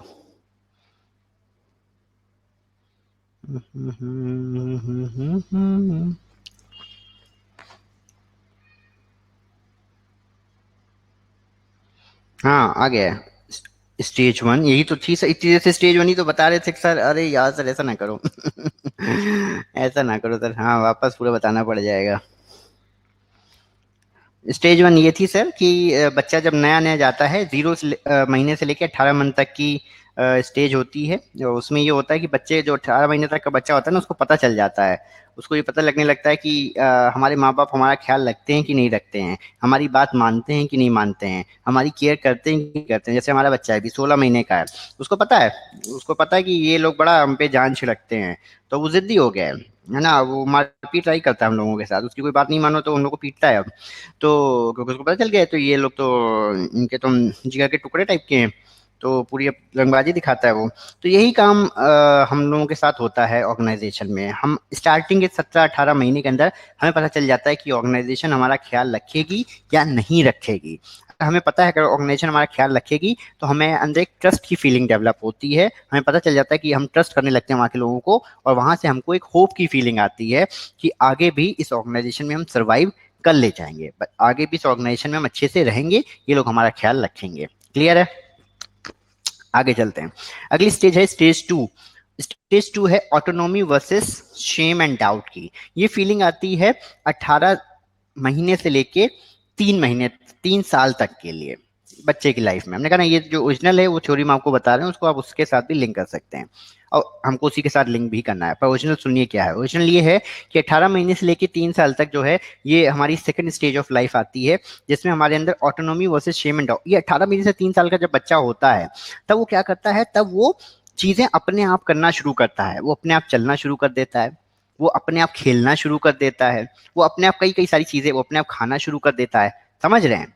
ये चीजें वो इस स्टेज में वो चीजें सीख रहा होता है। इस स्टेज में वो चीजें सीख रहा होता है। अगर वो उस चीजों को सफलतापूर्वक कर ले जाता है तो उसको अपने अंदर ऑटोनॉमी लगती है। ऑटोनॉमी समझते हैं ना, स्वायत्तता, कि उसे लगता है कि हम कर लेंगे, उसे वो अच्छी फीलिंग आती है। बट वो अगर नहीं कर पाता है, ठीक से चल नहीं पाता है, ठीक से खेलने में अच्छा नहीं है ना, या बोलना नहीं शुरू कर पाया है ना, तो उसको अंदर शेम और डाउट आ जाता है। सेम चीज हमारी ऑर्गेनाइजेशन में होती है। जब हमारे 1.5 साल हो गए, मतलब आप समझ ना, प्रोबेशन वाली पीरियड हो गई और उसके बाद का पीरियड, अगर आप काम कर ले जा रहे हैं, है ना, अच्छे से चीजें चला ले जा रहे हैं ना, तो आपके अंदर एक ऑटोनॉमी आती है कि नहीं अब हम सीख गए यार, अब हम हैं, हम अच्छा कर लेते हैं, है ना। नहीं कर पाते हैं, 1.5 साल अब लगे रहे, उसके बाद भी आपको काम नहीं समझ में आता यार ये क्या है, तो आपके अंदर शेम या डाउट की फीलिंग आती है कि नहीं यार हम नहीं चल पाएंगे इस ऑर्गेनाइजेशन में, है ना। तो यहाँ से दूसरी जो वर्च्यू डेवलप होती है वो होती है विल मतलब मर्जी, कि अब हम अच्छे से कर लेंगे, अच्छे से हम नहीं कर पाएंगे। तो यहाँ पे जो सेकंड फीलिंग स्टेज है हमारी लाइफ की वो है autonomy versus shame and doubt की। तीसरी स्टेज आती है 3 साल से लेके 6 साल तक की। इस स्टेज में बच्चा खेलना शुरू करता है, इस बच्चा दोस्त बनाना शुरू करता है, इस स्टेज में बच्चा स्कूल जाना शुरू करता है, सीखना शुरू करता है। मतलब वो अपनी ये बेसिक काम तो उसने सीख ही लिए हैं, चलना, बोलना, है ना, खुद से खा लेना, अपनी बात बता ले जाना। अब वो उससे भी एक स्टेज आगे चला गया है। अब वो खेलना सीख रहा है, मतलब वो नई नई चीजों में जा रहा है ना, नए नए दोस्त बनाना सीख रहा है, पढ़ना सीख रहा है, नई नई चीजें जान रहा है। 3 से 6 साल तक की जो स्टेज है, यहाँ आता है उसको अंदर initiative versus guilt. Initiative versus guilt, यहाँ पे वो खुद से चीजें करता है, खुद बताता है मम्मी ये खेलेंगे, पापा हम ये खेलेंगे, आज हम यहाँ ये पढ़ेंगे, आज हम यहाँ घूमने चलेंगे, आज हम ये कपड़े पहनेंगे। आप समझ रहे हैं? उसके अंदर 5 साल का बच्चा बता सकता है हम क्या कपड़े पहनेंगे, हम पे अच्छा लगता है कि नहीं लगता है, हम डांस करेंगे, है ना, या हम ये वाली खिलौना खेलेंगे, है ना, वो बता सकता है। आप उसके लिए खिलौने लेके आओगे, वो आपसे नहीं मानेगा, वो बताएगा कि हमको ये चाहिए। यानी उसके अंदर वो इनिशिएटिव आ गया। तो अगर इस स्टेज में वो अच्छा काम करता है, इस स्टेज में अपने स्किल्स को डेवलप करता है, ठीक है, अगर वो सब कुछ ठीक चलता है, वो स्कूल में अच्छा परफॉर्म कर रहा है, वो खेल में अच्छा परफॉर्म कर ले रहा है ना, वो सब जगह अपने हिसाब से सब बढ़िया कर ले रहा है, तो उसके अंदर वो इनिशिएटिव की एबिलिटी आ जाती है। आपको पता है एक वो ऐड आता है कि 90% दिमाग का जो डेवलपमेंट है वो 5 साल की उम्र तक हो जाता है। सुना है ना वो ऐड? वो बिल्कुल सही बात है। 5 साल तक का बच्चा, 6 साल तक का बच्चा, उसके अंदर का जो दिमाग है वो 90% डेवलप हो जाता है। वो सारे काम वो करने की स्टेज में सीख जाता है, जो उसको अपनी लाइफ स्किल सीख जाता है, जो उसको जीवन में आगे काम आने वाली हैं। तो यहाँ पे आता है इनिशिएटिव वर्सेस गिल्ट। और हमारे साथ भी ऐसा ही है। स्टार्टिंग के 5 साल 6 साल में हम बैंक में वो सारी चीजें सीख जाते हैं, ऑर्गेनाइजेशन वो सारी चीजें सीख जाते हैं, जो अगले 25 साल 30 साल के लिए हम कैसे ऑर्गेनाइजेशन में काम करेंगे वो हमको डिसाइड करेंगे, है ना। आप देखिए जो हम 5 साल 6 साल में सीखे हैं या जो हमने परसेप्शन बना लिया है वही परसेप्शन अब चलेगा, अब हम एकदम चेंज नहीं हो पाएंगे। तो ये चीजें आती हैं। अगर हम उस समय स्टार्टिंग के 5 साल में हम नहीं कुछ अच्छा कर पाए, नहीं हमारा चला, हमें नहीं मजा आया, तो हम एंड तक भी वैसे ही रहेंगे, या हमने लगा कि नहीं यार काम करना नहीं है, अच्छा नहीं होता, हम नहीं बढ़िया कर पाते, तो हमारे अंदर गिल्ट की फीलिंग बनी रहेगी, है ना। अदरवाइज हमें वो इनिशिएटिव की फीलिंग आएगी। और यहाँ से जो वर्च्यू डेवलप होती है वो होती है पर्पस की। पर्पस समझते ना, कि क्यों क्यों क्यों रहा जाए, क्यों किया जाए। बच्चे के अंदर भी यही होता है, जब वो अच्छा करने लगता है, बढ़िया करने लगता है, फिर उसको मजा आने लगता है कि चलो हम अगली क्लास में जाएंगे, हम ये नया खेल सीखेंगे, हम ये नया डांस सीखेंगे। पर्पस मिल जाता है उसको आगे बढ़ने का। सेम वे में हमको स्टार्टिंग के 5 साल में 6 साल में हमको पर्पस मिल जाता है किस ऑर्गेनाइजेशन में हमें क्या करना है, हमको बढ़िया आगे तक जाना है कि नहीं यार बस ऐसी है ऑर्गेनाइजेशन, हमको ऐसे ही रह जाना है। तो इनिशिएटिव वर्सेस गिल्ट की जो फीलिंग है ये स्टेज 3 है जो डेवलप होती है। स्टेज 4 ये 6 साल से 12 साल तक के बच्चे में होती है। इसमें क्या होता है, इंडस्ट्री वर्सेस इंफीरियोरिटी, है ना। हम जैसे जैसे अब हमने कहा ना, अब हमारे अंदर हम काम सीख चुके हैं, अब हम मेहनत करना शुरू करते हैं, है ना। अब हमको 4-5 साल हो गए, अब हम मेहनत करते हैं कि नहीं यार, अब हमको जो अपना नाम बना लेना है ना, हमको आगे बढ़ना है, हमको प्रमोशन लेना है ना, हमको ब्रांच मैनेजर बनना है ना, हमको सोसाइटी में नाम करना है। तो ये सब चीज़ें जो है बच्चे के अंदर भी होता है, 6 से 12 साल में बच्चा मेहनत करता है ना। वो अपनी पढ़ाई में मेहनत करता है, अपनी ग्रोथ में मेहनत करता है, खेल कूद में मेहनत करता है ना, सब चीज़ों में मेहनत करता है। यहाँ पे अगर वो अच्छा कर ले जाता है, यहाँ पे अगर वो अच्छा कर लेता है, तो उसके अंदर मेहनत की फीलिंग हमेशा के लिए डेवलप हो जाती है। बट अगर वो नहीं यहाँ कर पाता है, अच्छा नहीं करता है, स्कूल में बढ़िया परफॉर्म नहीं कर रहा है, खेल कूद में अच्छा परफॉर्म नहीं कर रहा है, बाहर किसी एक्टिविटी में अच्छा परफॉर्म नहीं कर रहा है, तो उसके अंदर जो फीलिंग डेवलप होगी वो इन्फियोरिटी की होगी। ठीक है, तो अगर वो यहाँ पे अच्छा कर लेता है, बढ़िया कर लेता है, ठीक है, तो जो फीलिंग डेवलप होती है इंडस्ट्री की, तो उसके अंदर जो वर्च्यू डेवलप होती है वो होता है कॉम्पिटेंस। ठीक है, उसके अंदर वो कॉम्पिटेंस डेवलप होता है। अगला स्टेज जो आती है, ये जनरली 12 से 18 साल तक की स्टेज रहती है, ये होती है identity versus role diffusion. Identity versus role diffusion में क्या होता है, जब 12 से 18 साल का बच्चा आता है ना, उसके अंदर उसके साथ इतनी सारी चीजें हो रही होती हैं, वो ग्रो अप हो रहा होता है ना। अब वो बच्चा नहीं रह गया होता। आप देखते हैं ना टीनेज प्रॉब्लम जिसको हम लोग सुनते हैं ना, टीनेजर्स क्यों कठिन होते हैं, क्योंकि ना वो बच्चे रह जाते हैं ना वो बड़े हो पाते हैं। तो यहाँ पे आइडेंटिटी क्राइसिस बच्चे के साथ आता है, और सेम वे में हमारे साथ आता है। जब हमको 12 15 18 साल हो ऑर्गेनाइजेशन में हो जाएंगे, जैसे मान लीजिए हमको 11-12 साल हो गए हैं, अब इस स्टेज पे हम ना नए हैं और ना हम पुराने हैं। हमको हमको हम स्केल 3 में हैं, प्रमोशन नहीं ले रहे हैं। अब हमको हमको सच बताओ, हमको हमको सच में नहीं पता कि हम लेंगे कि नहीं लेंगे, है ना। हो सकता है ले लें, अभी अभी नहीं ले रहे हैं, है ना। क्यों? क्योंकि हम खुद ही क्लियर नहीं है कि हमारी लाइफ का गोल क्या है। अभी हम सोचते हैं कि नहीं हमारा बच्चा छोटा, हम ना लें। कोई कहता है कि नहीं नहीं बच्चे छोटे हैं, अभी ले लो। पर हमको खुद ही क्लियर नहीं है कि हम कहाँ पे हैं, किस लाइफ के किस स्टेज पे खड़े हैं, है ना। तो हमारा एक रोल डिफ्यूजन हो गया है। हम अपनी ऑर्गेनाइजेशन को समय दें, हम अपनी फैमिली को समय दें, किसको दें, है ना।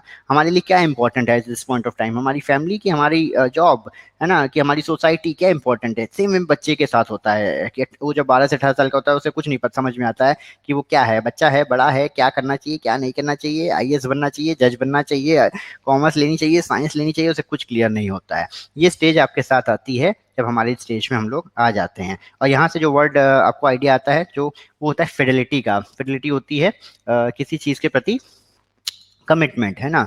तो यहाँ पे हम लोग अभी इनफिडेल हैं, हमें नहीं पता कि हम किसके प्रति ईमानदार हैं, अपनी जॉब के प्रति कि अपनी फैमिली के प्रति, अभी कुछ क्लियर नहीं है। अगली स्टेज पे आते हैं। क्लियर हो रहा है सबको यहाँ तक? क्लियर हो रहा है? आगे बढ़ते चलें।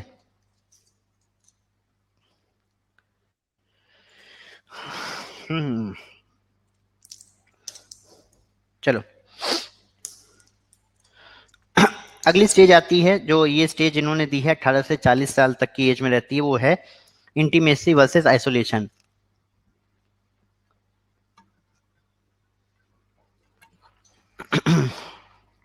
अगली स्टेज है intimacy versus isolation. Intimacy versus isolation में क्या होता है, 18 से 40 साल की एज में यहाँ पे यहाँ पे जो है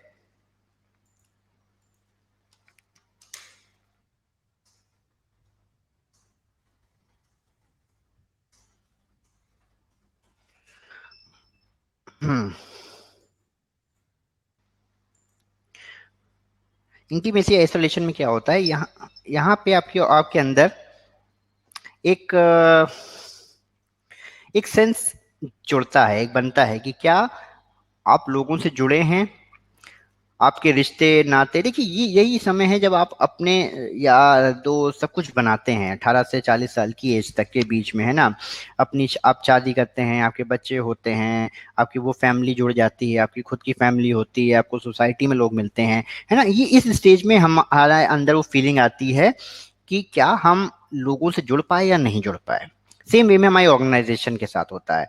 12 साल, अब देखिए इसको 18 से 40 में मत लीजिएगा, क्योंकि ये तो पूरी लाइफ स्टेज है। 65 साल तक कोई नौकरी नहीं कर रहा, तो इसको ये स्पैन इसका थोड़ा छोटा रहेगा। बट पॉइंट ये रहता है कि 12 साल 15 साल जब आपकी नौकरी के हो जाते हैं, या जैसे हम लोग को 12 12 13 14 साल हो गए, तो अब हमको पता है कि हमारे कितने दोस्त हैं इस संस्था में, या कितने लोगों से हमारा लिंकअप है, जो हमारे सही में हमारे शुभ चिंतक हैं, वेल विशर्स हैं हमारे, है ना। हम्म, ठीक है। चलिए कुछ पढ़ रहा था इसलिए हंसी आ रही है।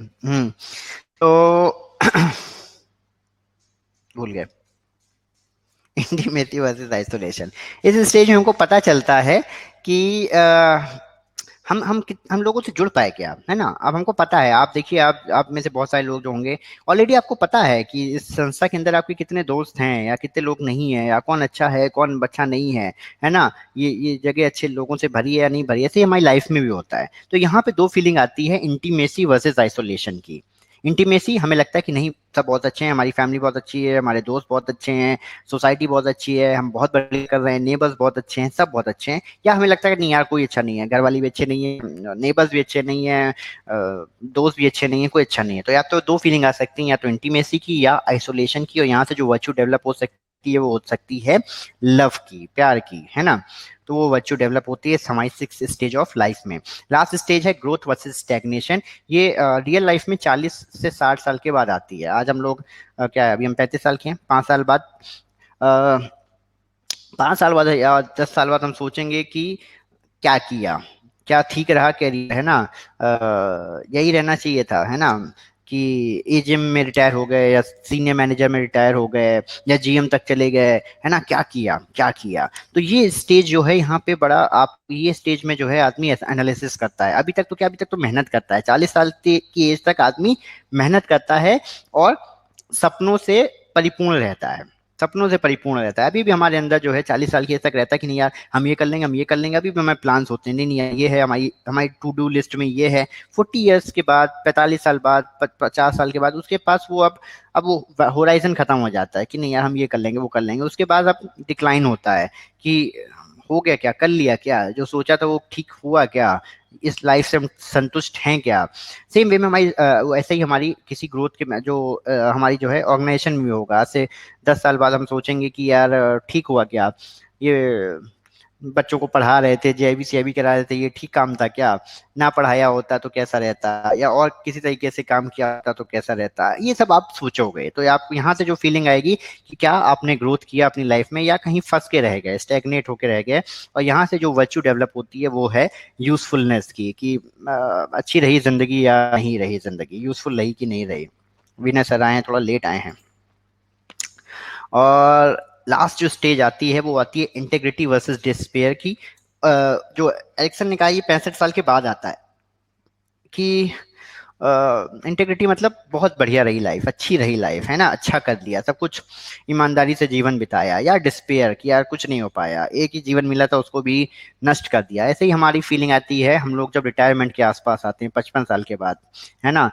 तो वहाँ पे फीलिंग आती है कि यार अच्छा किया, है ना, बढ़िया जीवन कट गया कि नहीं कट गया। या ऐसे ही 7th वर्च्यू क्या है, 7th वर्च्यू है बच्चा यूजफुलनेस, यूजफुलनेस, है ना। और यहाँ पे जो आता है, हमको भी आता है कि यार बढ़िया रहा, कैरियर अच्छा रहा, बच्चे अच्छे सेट हो गए, है ना, ऑर्गेनाइजेशन में अच्छा ईमानदारी से काम किया, है ना, बेदाग कट गई नौकरी। तो ये सब चीजें आपको एंड में मिलती हैं इंटीग्रिटी वर्सेस डिस्पेयर की। और यहाँ से जो आपको वर्च्यू डेवलप होती है वो होती है विजडम की। कल हमने आपको बताया था फिलोसफी का फुल फॉर्म बताया था हमने, फिलो प्लस सोफिया। सोफिया मतलब हमने आपको बताया था, सोफिया मतलब विजडम, ठीक है। तो अल्टीमेटली जो है, जो ज्ञान है वो आपका लास्ट रिजॉर्ट होना चाहिए कि यार ज्ञान हुई, ठीक है। चलिए अगला, ये याद रखिएगा, एरिक्सन की, हम कितनी बार बोल क्यों नहीं पा रहे हैं, E.H. एरिक्सन की 8 स्टेजेस लाइफ की, जिसको उन्होंने कैरियर में किया है। अब हम लोग पर्सनैलिटीज थ्योरी पे आएंगे, ये बहुत इंपॉर्टेंट है थ्योरीज, इसको याद रखिएगा, इस पे क्वेश्चन हमेशा आए हैं, हमेशा आएंगे। थ्योरीज को समझिएगा कि थ्योरियाँ किस टाइप की रहती हैं। इसी में हमारी पहली जो थ्योरी है वो है साइको एनालिटिकल थ्योरी, ठीक है। साइको एनालिटिकल थ्योरी जो है, ये समझिएगा, ये भी बहुत अच्छे से कहीं दिया नहीं गया हुआ है ना। और हमने कहा ना, आपको पढ़ाने के चक्कर में हमने बड़ी साइकोलॉजी की किताबें पढ़ी हैं, हालांकि वो हमारा पसंदीदा विषय भी है, तो कोई उसमें रिग्रेट नहीं है। चलिए, पहली जो थ्योरी है वो है साइको एनालिटिकल थ्योरी, मतलब दिमाग की साइकी की एनालिसिस की थ्योरी। साइकी के, ये हमने आपको कल भी बताया था, एक हमने आपको ऑस्ट्रियन जो है साइकोलॉजिस्ट जो थे सिगमंड फ्रॉइड, उनका नाम बताया था, और उन्होंने बहुत सारा काम किया हुआ है ह्यूमन साइकोलॉजी पे, है ना। उनका ही दिया हुआ एक कॉन्सेप्ट है साइको एनालिटिकल थ्योरी। और वो कहते हैं कि जो हमारी पर्सनैलिटी है ना, हमें पता है कि ये 3 तरह के हमारे होते हैं, conscious nature, subconscious nature, unconscious nature, ठीक है। तो वो कहते हैं कि जो हमारी जो पर्सनैलिटी है वो हमारे अनकॉन्शियस नेचर के साइको एनालिटिक एलिमेंट का परिणाम है। सुनिएगा वापस से, सिगमंड फ्रॉइड कहते हैं कि जो हमारी पर्सनैलिटी है वो हमारे अनकॉन्शियस नेचर के साइको एनालिटिक एलिमेंट का परिणाम है। इस साइको एनालिटिक एलिमेंट के अंदर 3 पार्ट उन्होंने बताए हैं, वो है आईडी, ईगो, सुपर ईगो। वापस से वर्ड सुनिए, इनको याद रखिए क्या है ये, जिनको हमने हमेशा कहा ना, हम लोग ईगो मतलब हम लोग सोचते हैं ईगो मतलब घमंड, घमंड नहीं होता ईगो, उस पर बड़ा हमने कहा ना हर चीज पे बड़ी स्टडी है। आईडी, ईगो और सुपर ईगो, ठीक है। हम कैसे कैसे होंगे, कैसे होंगे, ये डिपेंड करता है कि हमारे आईडी, हमारा ईगो, हमारा सुपर ईगो किस हद तक डेवलप है। हमारा आईडी, हमारा ईगो, हमारा सुपर ईगो किस हद तक डेवलप है। जब हम कहते हैं किस हद तक डेवलप है, इसका मतलब ये है कि वो हमारी हमको कितना कंट्रोल करता है। जैसे जो आईडी है, ID is the foundation of the unconscious. ID का मतलब ये है, ये हमारी प्रिमिटिव या बेसिक अर्जेस हैं, प्रिमिटिव या बेसिक अर्जेस हैं, जैसे खाने की, भूख की, है ना, फिजिकल नीड्स, ये सब हमारी जो नीड्स हैं ये हमारे आईडी जो है हमारी बॉडी का कंट्रोल करता है ना। आप देखिए कि हमने कहा ना कि जैसे ही बाढ़ आएगी, है ना, जैसे ही अचानक से ऐसा लगेगा कि शायद खाने की शॉर्टेज हो जाएगी, आप सब खाना लेने के लिए दौड़ते हो, है ना, कि यार खाने की चीजें स्टॉक कर लो, दंगे होते हैं, फसाद होते हैं, है ना। तो ये सब चीजें जो हैं हमारी जो बेसिक नेचर्स हैं, हमारा एग्रेसिव होना, है ना, तुरंत आप देखिए लड़ाई झगड़ा, जैसे आपकी कोई आपकी गाड़ी को ठोक देता है, तुरंत आप जो है क्या करते हैं, एकदम एग्रेसिव हो जाता है, किसने मारा, किसने ठोका मेरी गाड़ी को, है ना। क्यों? क्योंकि हमारा आईडी हमको हमको टेक ओवर कर लेता है, हमारा आईडी जो है हमारी पर्सनालिटी को टेक ओवर कर लेता है उस समय, ठीक है। हमारी जो बेसिक अर्जेस है ना, बेसिकली हम लोग जानवर हैं, ये तो पता ही ना, हम लोग जानवरों से डेवलप हुए हैं। हम जो ह्यूमन बींग्स को करते हैं तो प्लांट्स में नहीं आते हम लोग, है ना, हम लोग प्लांट्स में नहीं, हम लोग एनिमल्स में ही है। तो बेसिक तो हम लोग जानवर ही है ना। तो जानवर की बेसिक क्या होता है, जानवर की बेसिक नीड्स क्या होती हैं, है ना, अपने आप को बचाना और खाने पीने का इंतजाम करना, यानी कि सर्वाइवल। तो जो सर्वाइवल की जो नीड्स है वो हमारा आईडी, और ये किस हद तक हमारे अंदर डेवलप है ये तय करता है कि हम कैसे निकलेंगे। तो ये है हमारा आईडी का पार्ट, ठीक है। अगला है ईगो, और एक है हमारा सुपर ईगो, ठीक है। ईगो जो है ये हमारे कॉन्शियस नेचर का पार्ट है। ये हो सकता है कि हमको बहुत ज़्यादा भूख लगी हो, बट आप जो है आपको बहुत भूख लगी तो ऐसा तो ये तो नहीं करते ना कि एकदम बिल्कुल जो है किसी का खाना छीन के आप खा जाएं। आप कंट्रोल करते हो, मान लो आपको बहुत भी लगे यार, नहीं यार ठीक है चलो होल्ड करते हैं, ठीक है। या आपको हो सकता है कभी कभी बहुत गुस्सा है किसी के ऊपर, आके ऑफिस में आया कोई आदमी बहुत लो नेचर का आदमी, कहते हैं ना यार ये इनके मुंह मत लगो, है ना। कोई गरीब तबके का आदमी होता है, हम लोग कहते हैं यार इनके मुंह मत लगो, आप तो पढ़े लिखे आदमी हो, ये कहते हैं ना आप पढ़े लिखे आदमी हो। हम क्यों कहते हैं पढ़े लिखे आदमी हो? क्योंकि शायद पढ़े लिखने से हमारा कॉन्शियस डेवलप हो जाता है और हम अपने अनकॉन्शियस को कंट्रोल कर सकते होंगे, हम अपनी आईडी को कंट्रोल कर सकते होंगे। जो पढ़े लिखे नहीं है उनके पास वो सुविधा नहीं है कि वो अपने उस कॉन्शियस को जगा सके, उस अपने ईगो को जगा सके। ईगो हमको क्या करता है, ईगो जो है वो रियलिस्टिक हमको बनाता है। हमको हमारी किसी से लड़ाई हो जाएगी, झगड़ा हो जाएगा, सड़क पे कोई मैं गाड़ी ठोक देगा, पर हम बिल्कुल जो है ये नहीं कि तुरंत ही निकलते गाली गलौज करने लग जाए। हम कैसे रिएक्ट करते हैं, ये हमारा ईगो जो है, ये कॉन्शियस नेचर का जो पार्ट है वो हमारा ईगो तय करता है कि हम कैसे अपनी पर्सनैलिटी में डेवलप करेंगे। इसी के पास एक आता है सुपर ईगो। देखिए आईडी और ईगो में लड़ाई चलती रहती है, आईडी और ईगो में लड़ाई चलती रहती है।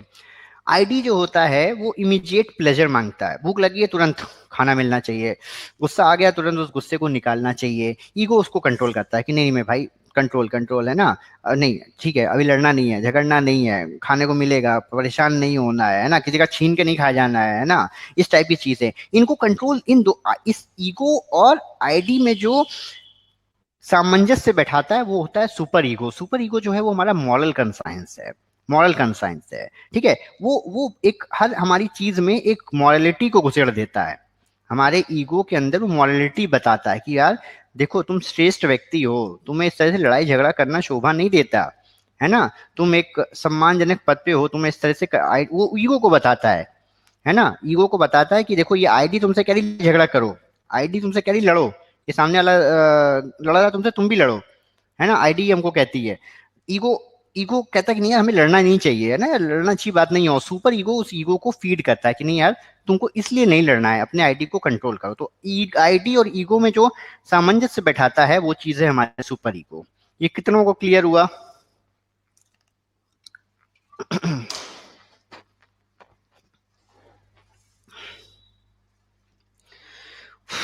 कितनों को क्लियर हो भाई?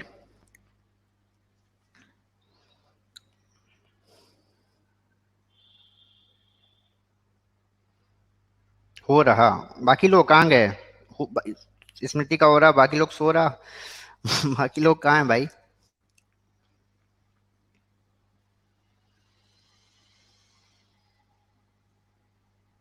आ रहा है समझ? क्लियर है सर, करेक्ट है। तो देखिए हमारा कितना ये स्टेज डेवलप्ड है हमारे अंदर, हमारा कितना मॉरल कंसाइंस डेवलप्ड है ना, हमारा कितना मॉरल कंसाइंस डेवलप्ड है ये डिटरमिन करेगा, है ना। आपके आपके पास कोई आप आते हो, कोई आपको जो है 1 लाख रुपए ऑफर करता है कि सर मेरी फाइल कर दो, हम आपको 1 लाख रुपए देते हैं। आपका आईडी कहेगा एक्सेप्ट कर लो यार, पैसे आ रहे हैं, है ना। आपका ईगो कहेगा यार ये ठीक नहीं है यार, ये मतलब कुछ बेमानी सी है ये, है ना। और सुपर ईगो आपका जो है, can this be changed by any means, मतलब सर किस तरीके से चेंज करना चाह रहे हैं?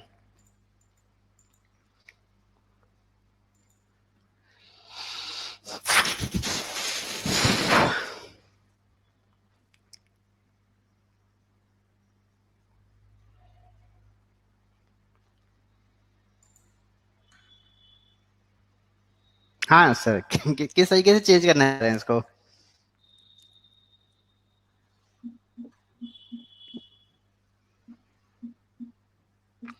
हाँ विनय सर बताइए, हमको आपकी आवाज अभी नहीं आ रही है, आप सुन पा रहे हैं हमको?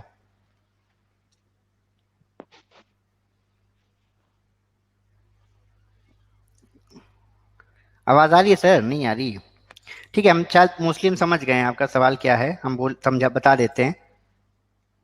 हाँ, शायद आप ये कहना चाह रहे हैं कि क्या हम अपनी पर्सनालिटी को इम्प्रूव कर सकते हैं इन सब चीज़ों से? बिल्कुल कर सकते हैं, है ना। देखिए ये सब पढ़ने का कारण ही यही है कि क्या इस पे काम किया जा सकता है, क्या इस पे काम किया जा सकता है, और बहुत आसानी से किया जा सकता है। दुनिया में जितने भी डिक्टेटर्स हुए हैं, दुनिया में जितने भी ग्रेट इन्फ्लुएंसर हुए हैं, वो सब कहीं ना कहीं इन थ्योरीज को समझते थे, वो सब कहीं ना कहीं इन थ्योरीज को समझते थे, जानते थे, और वो उस पे ही उसी लिए वो उस तरीके से काम करते हैं कि वो आपको इन्फ्लुएंस कर लें, है ना। जितने बड़े बड़े मोटिवेशनल स्पीकर्स हैं, बड़े बड़े महान लीडर्स हैं, वो सब कहीं ना कहीं सब जानते हैं कि कैसे किसी इंसान को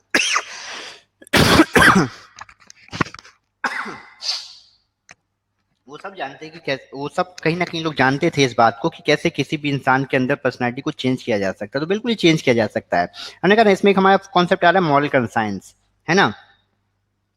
मॉरल कंसाइंस, आपके पास एक आदमी आता है, वो आपको 1 लाख रुपए देता है कि सर ये हमारा लोन पास कर दो, 1 लाख रुपए ले लो। आपका आईडी आपको एक्सेप्ट करने के लिए कहेगा कि यार 1 लाख रुपए, यार 1 लाख रुपए, है ना।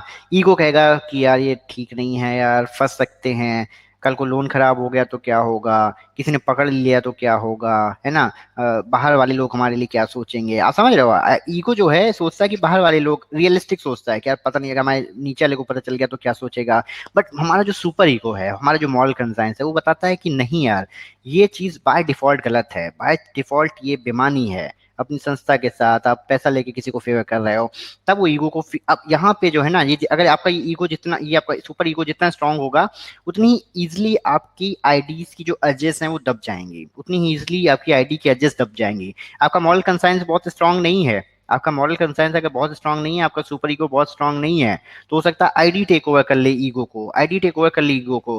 आप कहोगे यार ठीक है यार, और भी तो लोग लेते हैं और मुझे पैसे की इस समय जरूरत है यार, ठीक है यार ले लेते हैं पैसे, आप समझ रहे हैं। तो ये सब चीजें भी हो सकते हैं। तो ये कॉन्सेप्ट है इसको, ठीक है। आगे देखते हैं। अगली थ्योरी जो आती है वो आती है हमारी ट्रेट थ्योरी, है ना।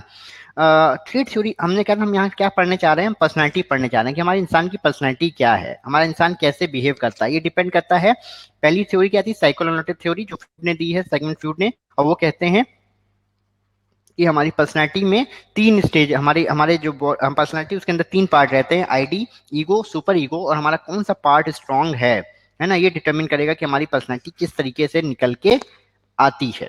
अगली है ट्रेड थ्योरी। ट्रेड थ्योरी कहती है कि ट्रेड समझते ना, गुण गुण, तो ट्रेड थ्योरी कहती है, एक सेकंड,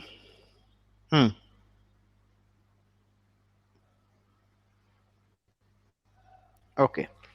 ट्रेड थ्योरी बेसिकली ये कहती है कि जो हमारे गुण है ना, ये हमको मिले हुए हैं, ये हमको मिले हुए हैं, हमको इनको बहुत ज्यादा डेवलप करने की जरूरत नहीं है, ये ऑलरेडी हमको मिले हुए हैं।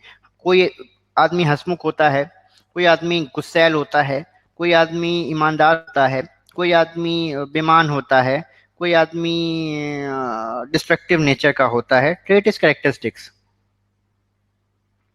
Balancing ID, ego and super ego बताओ। ये सब इस पे बहुत, हमने कहा ना इसके लिए किताब पढ़ सकते हैं आप, है ना, हम लोग बहुत ज्यादा इस पे नहीं जाएंगे, तो हमने कहा ना ये पढ़ने के लिए हमको बहुत सारी किताबें पढ़नी पड़ी हैं। बहुत अच्छा विषय है, जो लोग पढ़ेंगे तो आपको बहुत मजा आएगा ये पढ़ने के लिए।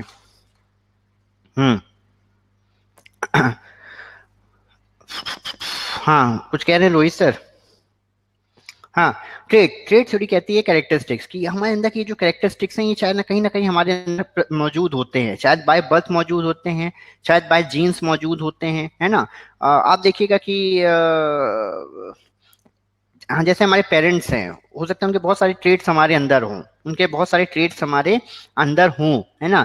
जैसे वो अगर बहुत हंसमुख रहे होंगे तो हम लोग भी वैसे हो जाते हैं, वो बहुत रिस्पॉन्सिबल रहे होंगे तो हम लोग भी वैसे हो जाते हैं। हम लोग कहते हैं ना कि बताओ यार, बाप तो ऐसे थे, ये पता नहीं कैसे, पता नहीं किस पे निकल गया, ये पता नहीं कैसे ऐसा हो गया। हम कहते हैं ना कि हम ये मान के चलते हैं कि जैसे हमारे पेरेंट्स रहे होंगे, है ना, बाय डिफॉल्ट हमारे अंदर भी वो चीजें आ गई होंगी। तो ट्रेड थ्योरी हमको ये बताती है कि हमारी पर्सनैलिटी कहीं ना कहीं हमारे अंदर होती है, हमारे अंदर वो जीन्स होते हैं, हमारे अंदर वो ट्रेड्स होते हैं, ठीक है, और हम उसी हिसाब से बिहेव करते हैं। बात क्लियर आई सबको?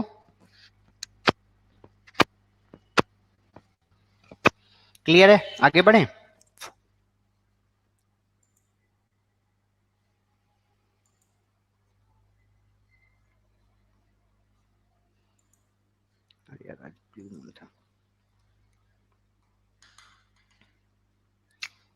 आज का चांद देखा किसी ने? चांद, मून,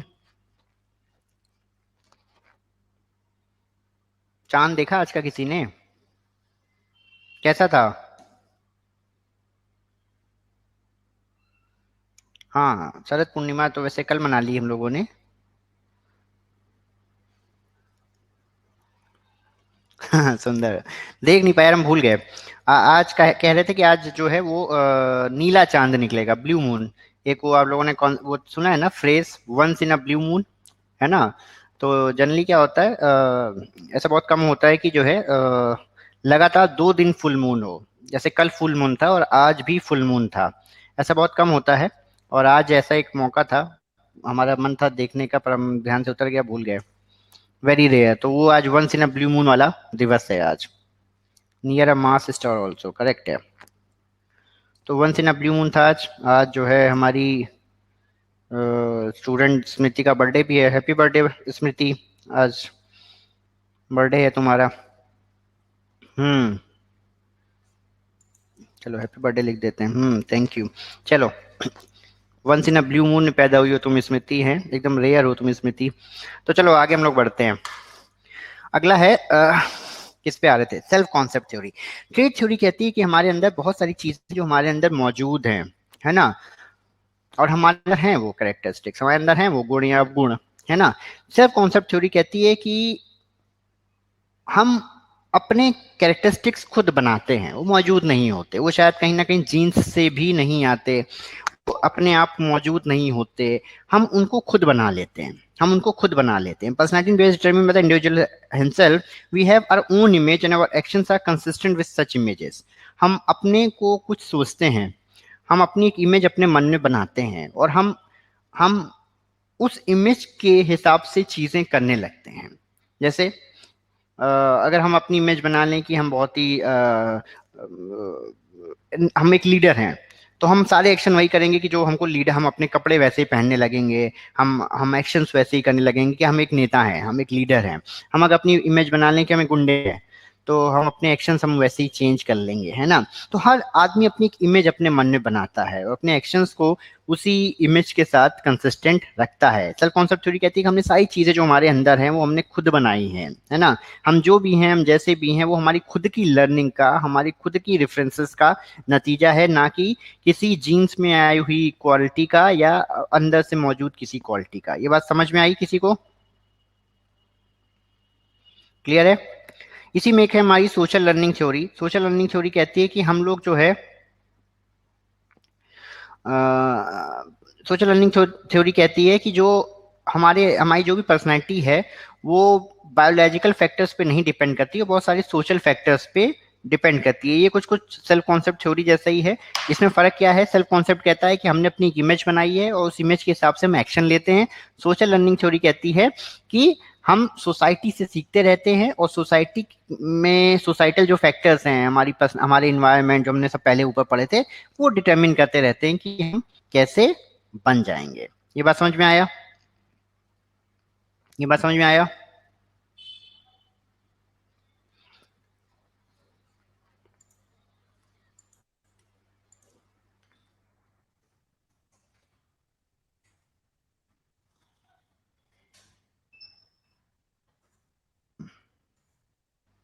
चलो, हमारा जो दिमाग है, हमारा दिमाग जो है दो हिस्सों में बटा हुआ है, लेफ्ट हेमिस्फीयर और राइट हेमिस्फीयर। लेफ्ट हेमिस्फीयर जो है वो राइट साइड को कंट्रोल करता है और राइट हेमिस्फीयर लेफ्ट साइड को कंट्रोल करता है। हम में से हर किसी का दिमाग का एक हेमिस्फीयर ज्यादा स्ट्रांग होता है कंपेयर टू अनदर हेमिस्फीयर।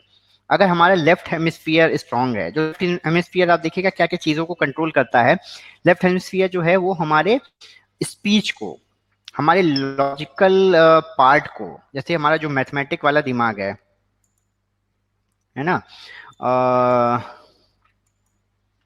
हमारा जो स्पीच है, हमारा जो लॉजिकल पार्ट है, हमारी जो इंटेलेक्चुअल है, रीडिंग राइटिंग, अगर हमारा लेफ्ट हेमिस्फीयर स्ट्रांग होगा तो जो लोग होंगे जिनका लेफ्ट हेमिस्फीयर स्ट्रांग होता है, बहुत बढ़िया ओरेटर निकलते हैं, बहुत बढ़िया राइटर निकलते हैं, बहुत बढ़िया मैथमेटिशियंस निकलते हैं, साइंटिस्ट निकलते हैं, है ना।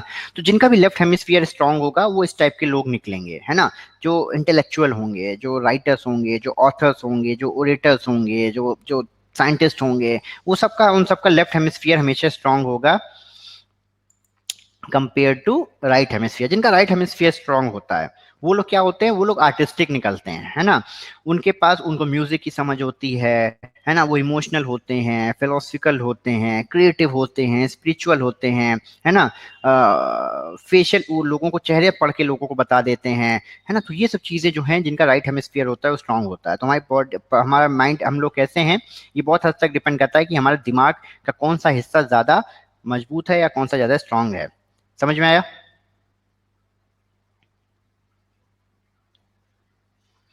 समझ में आया? पढ़े आगे? बाय। ओके। जॉन हॉलैंड ने पर्सनालिटी फिट जॉब थ्योरी दी है। जॉन हॉलैंड बताते हैं कि हमारी जैसी पर्सनालिटी है, हमको उस टाइप के काम में लग जाना चाहिए। जैसे मान लीजिए अगर हमारी रियलिस्टिक पर्सनालिटी है ना, हम मतलब जमीन से जुड़े लोग हैं, है ना, रियलिस्टिक लोग हैं, मतलब हवा हवाई नहीं है, सपने में नहीं रहते हैं। तो ऐसे लोग क्या रहते हैं? शाई रहते हैं, जेन्युइन रहते हैं, परसिस्टेंट रहते हैं, कन्फर्मिंग रहते हैं। कन्फर्मिंग मतलब रिवॉल्यूशनरी नहीं होंगे, रिबेल नहीं होंगे, है ना, और प्रैक्टिकल होंगे। ऐसे लोग क्या बन सकते हैं? Farmers, mechanic, assembly line workers, है ना। उनको बहुत ज्यादा ऊंचे ऊंचे उनके सपने नहीं है, जो बताओ वो कर देंगे, कोई बहुत दिमाग नहीं लगाते हैं, लॉ अबाइडिंग टाइप के, है ना। तो ऐसे लोग फार्मर्स, मैकेनिक, असेंबली वर्कर। अगर इन्वेस्टिगेटिव नेचर है उनका, मतलब एनालिटिकल है, ओरिजिनल है, समय जो है उन्हें जानने की इच्छुक रहते हैं, इंडिपेंडेंट हैं, तो ऐसे लोग बायोलॉजिस्ट, इकोनॉमिस्ट, न्यूज रिपोर्टर, ये सब बन सकते हैं। बायोलॉजिस्ट को भी रहता है कि यार पेड़ ऐसा है तो क्यों है। इकोनॉमिस्ट को भी रहता है कि नहीं नहीं यार कुछ थ्योरी डेवलप कर देते हैं, ये क्यों हो रहा है, ऐसा क्यों हो रहा है। न्यूज रिपोर्टर, सोशल लोग हैं जो, है ना, ऐसे लोग सोशल वर्कर बन सकते हैं, टीचर बन सकते हैं, काउंसलर। उन्हें अच्छा लगता है लोगों से बात करना, मिलना जुलना, किसी की समस्या सुनना, तो वो लोग इस टाइप की जॉब्स में जा सकते हैं। देन अगर वो कन्वेंशनल हैं, है ना, अगर वो कन्वेंशनल हैं तो क्या काम कर, कन्वेंशनल लोग कैसे होते हैं? कन्फर्मिंग, एकदम एफिशिएंट, प्रैक्टिकल, अनइमेजिनेटिव, ऐसे लोग बैंक में, देखिए यहाँ लिखा हुआ बैंक में काम कर सकते हैं ऐसे लोग, है ना। तो अगर आप बिल्कुल अनइमेजिनेटिव हैं, आपके पास कोनो और ज़्यादा दिमाग नहीं है, तो आप बैंक में आराम से अच्छे से नौकरी कर सकते हैं। जिनके पास दिमाग है, हाँ, वो बेचारे परेशान रहते हैं बैंक में।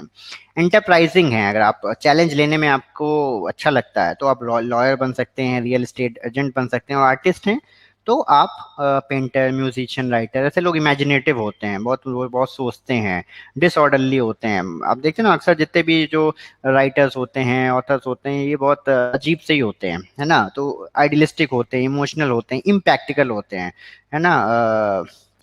मतलब वो ऐसी चीजें करते हैं जो सुनने में शायद जो है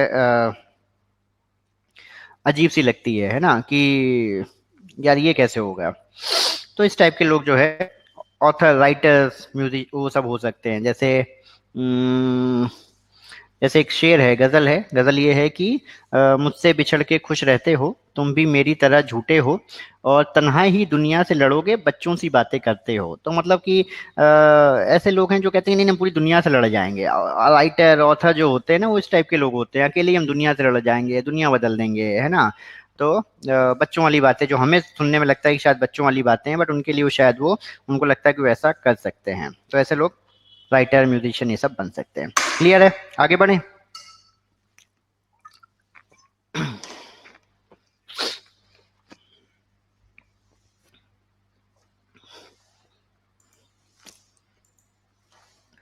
चलिए आगे बढ़ते हैं।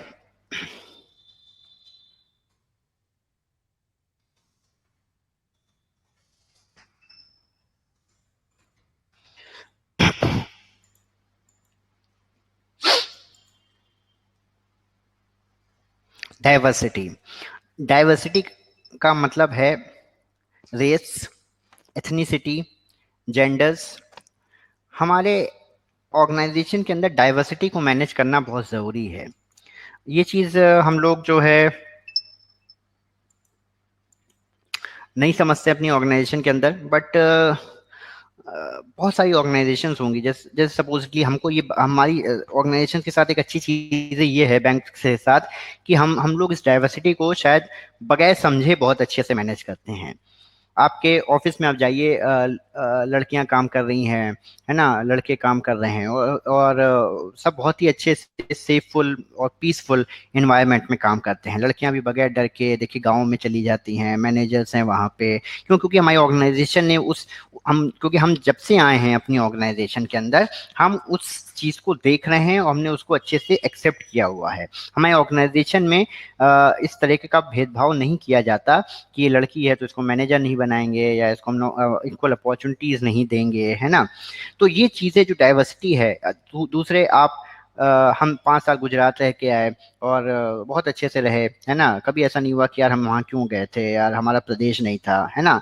और आप देखिएगा, आप जैसे जैसे प्रमोशन होता जाएगा, फिर आप अपना गृह जनपद तो छोड़ ही देंगे, फिर आप कहीं ना कहीं बाहर ही रहेंगे, और आप हर जगह जहाँ जाते हैं अच्छे से रह पाते हैं। क्यों? क्योंकि हमारी ऑर्गेनाइजेशन एक ऐसी ऑर्गेनाइजेशन है जो इस डाइवर्सिटी को बहुत अच्छे से मैनेज करती रही है। वो शायद उसके कल्चर का, उसके इथोस का पार्ट है, और हम जैसे ही उस ऑर्गेनाइजेशन में आते हैं, उस कल्चर और इथोस को, क्योंकि हमें स्टार्टिंग से देखने को मिलता है, हम भी कहीं ना कहीं उसको अपने अंदर इम्बाइब कर लेते हैं। तो ये काम बहुत ज़रूरी है ना, किसी भी यूनिवर्सिटी ऑर्गेनाइजेशन के अंदर, कि अलग अलग जो लोग उसके यहाँ काम कर रहे हैं, है ना, वो सब लोग उस ऑर्गेनाइजेशन को एक समझ के काम करें, है ना, उस ऑर्गेनाइजेशन को एक समझ के काम करें, है ना। अलग अलग लोगों को, चाहे वो किसी भी तरीके का रेस, एथनिसिटी, जेंडर के आधार पे किसी भी तरह का डिफरेंशिएशन ना महसूस करें, या पूरी ऑर्गेनाइजेशन एक तरीके से काम करेगी, है ना।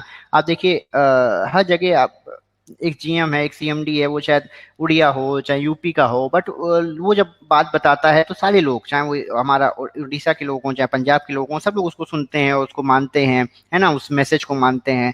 सब एक ही तरीके से काम करते हैं, यूपी वाले भी एक ही तरीके से काम करते हैं, साउथ वाले भी एक ही तरीके से काम करते हैं। पूरी ऑर्गेनाइजेशन को एक गोल मान के काम करते हैं, ऑर्गेनाइजेशन सबके लिए तरीके का ख्याल रखती है। तो ये चीज़ें, डाइवर्सिटी मैनेजमेंट जो है वो हमारे ऑर्गेनाइजेशन के अंदर बहुत ज़रूरी है, और हमारे यहाँ अच्छी बात ये है हमारे बैंक के अंदर कि ये है भी। ये बात समझ में आया। जेंडर इश्यूज, है ना, हमारे यहाँ जो है ऑर्गेनाइजेशन के अंदर ऐसा कुछ नहीं है कि जेंडर इश्यूज बहुत ज़्यादा हों, है ना। तो अच्छा है हमारे, बट फिर भी कोशिश होनी चाहिए ऑर्गेनाइजेशन में कि जेंडर इश्यूज ना हो, सबको इक्वल अपॉर्चुनिटी मिले, है ना, सबको इक्वल पे मिले, विमेंस के सेफ्टी का ख्याल रखा जाए। उसमें भी बहुत सारे सेफ फैक्ट्रीज एक्ट में भी इस बारे में बहुत सारे प्रावधान हैं, सुप्रीम कोर्ट के बहुत सारे प्रावधान हैं कि किसी भी फीमेल के साथ जो है अगर कोई उसके इशू होते हैं तो उसको आप डील करिए। तो ये सब चीज़ें जो है हमारे ऑर्गेनाइजेशन में ऑलरेडी अच्छे से हैं। अगली थ्योरी पे आ रही है, ये भी बहुत बढ़िया बढ़िया थ्योरी है ना। Theories of motivation and their practical implication. इस थ्योरी को पढ़ेंगे और इसी के साथ खत्म हो जाएगा क्या? ठीक है, चलिए ये चैप्टर खत्म करके आज का क्लास खत्म करेंगे, है ना। पर ये दो जो चैप्टर हम लोगों ने पढ़े हैं कल और आज, ये काफ़ी इंपॉर्टेंट चैप्टर हैं। अगले वाले जो हम लोग पढ़ेंगे वो तो इजी से हैं। सारी थ्योरीज और सारे जो स्ट्रॉन्ग कॉन्सेप्ट्स हैं वो इन्हीं दो चैप्टर्स में अवेलेबल हैं हमारे। चलिए हम लोग अब यहाँ जो थ्योरीज पढ़ने जा रहे हैं ये भी बड़ी इंपॉर्टेंट थ्योरीज हैं। इसमें स्पेशली हम लोग मास्लो की हायरार्की वाली थ्योरी पढ़ेंगे। तो मोटिवेशन, अब देखिए हमें बात तो समझ में आ गई कि हमें लोगों को मोटिवेट करके रखना है। हमारे जो लोग हैं,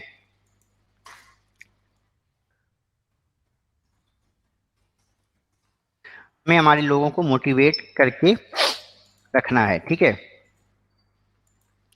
तो मोटिवेट कैसे होंगे, ये बड़ी समस्या है। ये हमारी ऑर्गेनाइजेशन में बड़ी समस्या है। सपोजिटली इस बार हमारा लेट्स से चीफ मैनेजर के लिए ड्यू था और हम नहीं बैठे। हमारे जेडम का हमको फोन आया जब उनको पता चला कि हम नहीं बैठे कि वह वो क्यों नहीं बैठे तुम। तो हमने कुछ ना कुछ बताया, उनको काफी निराशा भी हुई उससे, बोले यार क्या है, क्या तरीका है, क्यों नहीं बैठते हो, है ना। तो देखिए ये एक इशू है, ये एक इशू है कि हम अपने लोगों को, अच्छे लोगों को मोटिवेट नहीं कर पा रहे हैं। हम उनको मोटिवेट नहीं कर पा रहे हैं कि भाई आप आगे बढ़िए, इस ऑर्गेनाइजेशन में आगे बढ़िए, कमांड लीजिए। या काम पे भी, ये तो एक हो गया खाली प्रमोशन ही नहीं, एक काम के लिए भी हम कैसे अपने लोगों को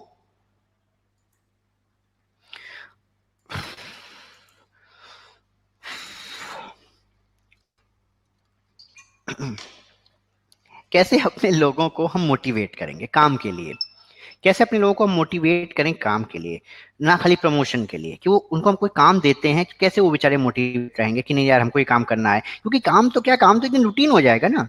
आपको इतने सारे बैंक टारगेट्स देती है, इतने सारे टारगेट्स देती है, और एक दिन आपके लिए वो सारे टारगेट मीनिंगलेस हो जाते हैं यार, फिर काम फिर काम फिर काम, क्योंकि वो डेली रूटीन काम हो जाता है। तो उस स्टेज में आपको क्या मोटिवेट करेगा, है ना।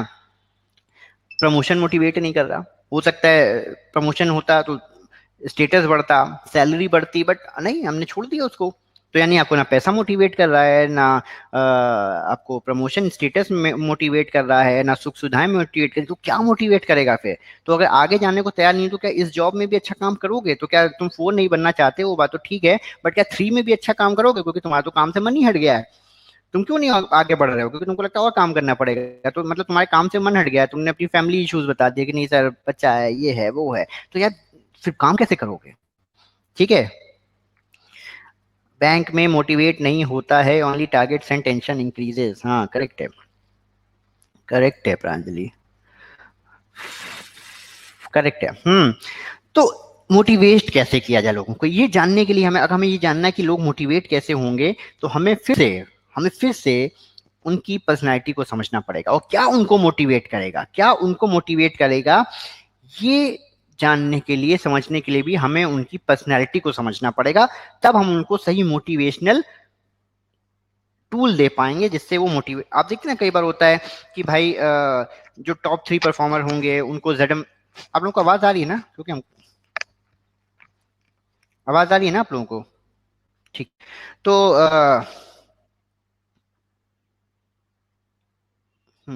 कई बार लोगों को ये रहता है कि आप देखते हैं ना, कई बार आता है कि आप जो टॉप 3 होंगे उनको जेडम फेलिसिटेट करेंगे, डिनर देंगे या चिट्ठी देंगे, है ना, एक वो लेटर देंगे, है ना। ये सब क्या है, ये अलग अलग मोटिवेशन के टूल्स हैं। बट किस आदमी को क्या मोटिवेट करेगा, किस आदमी को क्या मोटिवेट करेगा, ये डिपेंड करता है कि वो आदमी उस समय किस स्टेज पे है, क्या उसकी पर्सनैलिटी है। तो ये जानने के लिए हम लोग ये वाली थ्योरीज पढ़ेंगे, इंपॉर्टेंट थ्योरीज हैं, इसको ध्यान से पढ़िएगा। पहली थ्योरी जो है हमारी साइंटिफिक मैनेजमेंट और रैशनल इकोनॉमिक व्यू की है। ये एफ.डब्ल्यू. टेलर ने दी थी। टेलर जो है वो हमारे डिवीजन ऑफ लेबर के कॉन्सेप्ट के जो है वो ओरिजिनेटर हैं, कि उनका कहना था कि आप सारे कामों को डिवाइड कर दीजिए, जिस आदमी को जो काम समझ में आता हो उस आदमी को वो काम दीजिए, और सब मिला के वो काम को जोड़ देंगे तो आपका काम हो जाएगा। तो आप भी देखिए, जैसे आपके यहाँ जो है सडनली हम एक दिन आपको क्रेडिट में या ब्रांच मैनेजर बना दें, आप ब्रांच मैनेजर नहीं बनना चाहते, या हम आपको क्रेडिट पकड़ा दें, आप क्रेडिट में नहीं रहना चाहते, है ना। कई लोग होते हैं वो सिर्फ मैनेजर ही रहना चाहते हैं, उनको अगर आप सेकंड लाइन में डाल दोगे वो अच्छा परफॉर्म नहीं करेंगे। तो आप देखिए सारे काम को डिवाइड कर लीजिए, जिस आदमी का जो काम हो उसको दीजिए, उस काम में वो खुश रहेगा, अच्छे से वो काम करेगा। आप देखिए कई बहुत अच्छे अच्छे क्लर्क हैं, वो प्रमोशन नहीं लेते। हमारे विनय सर देखिए, इनकी बहुत तारीफ होती है हमारे जोन में, है ना, कि ये जो है बहुत ही बढ़िया काम करते हैं, बट ये प्रमोशन नहीं लेते हैं। बट इनको आप अगर इनको जबरदस्ती प्रमोट कर दोगे तो इनकी प्रोडक्टिविटी चली जाएगी। तो आप इनको काम दीजिए जो ये कर सकते हैं, ये जो अच्छा करते हैं उसमें इनको काम करने दीजिए, ही विल डू गुड। ये टेलर साहब का हिसाब ये था कि हर आदमी को उसकी हर काम को डिवाइड कीजिए, हर आदमी को उसकी पसंद का काम दीजिए, इससे आप लोगों को मोटिवेट कर पाएंगे। ये कॉन्सेप्ट क्लियर है? ये कॉन्सेप्ट क्लियर है?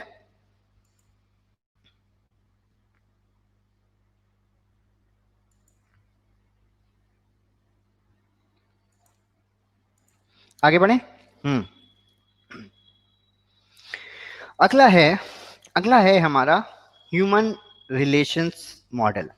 ह्यूमन रिलेशंस मॉडल, ये सब नाम याद रखिएगा किसने कौन सी थ्योरी दी थी और क्या थ्योरी के अंदर है। अगला जो मॉडल है ह्यूमन रिलेशंस मॉडल, ये एल्टन मायो ने दिया है।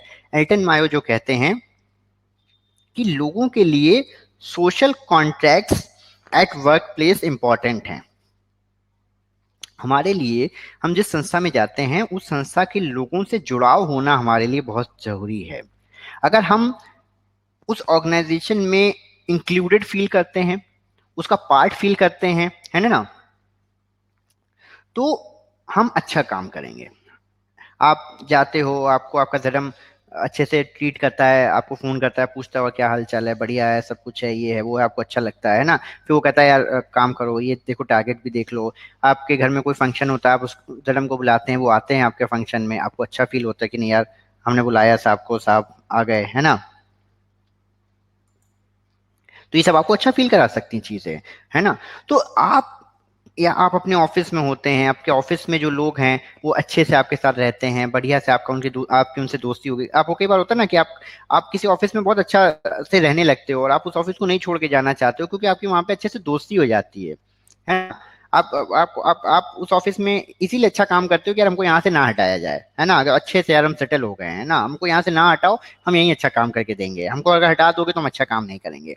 तो हमारे सोशल कॉन्ट्रैक्ट्स डेवलप हो जाते हैं वर्क प्लेस पे, और ये सोशल कॉन्ट्रैक्ट्स हमको मोटिवेट करते हैं कि हम अच्छा काम करें। ये बात क्लियर है सबको? Celebration of birthday of staff, है ना, कई बार हमारा जो है ना हम लोगों को फेयरवेल देते हैं, ये सब चीजें क्या है, इसका हम लोगों को उसका पार्ट बन जाते हैं। क्लियर है? आगे बढ़े।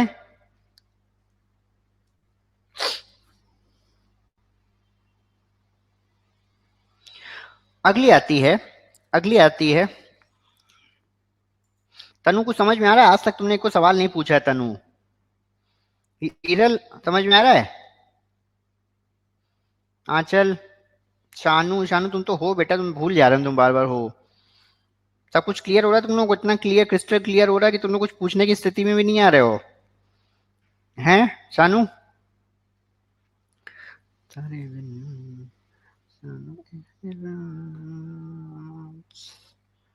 शानू कुछ सुनती नहीं, रिप्लाई ही नहीं आता उसका। किरण आ रहा है तुमको?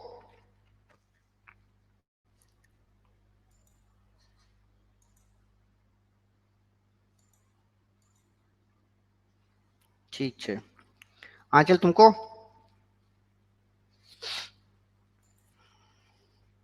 चलो अगली उसके तरफ चलते हैं।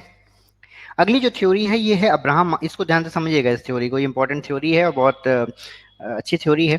अब्राहम मास्लो की need hierarchy theory. Abraham Maslow कहते हैं कि हमारी जो पर्सनालिटी है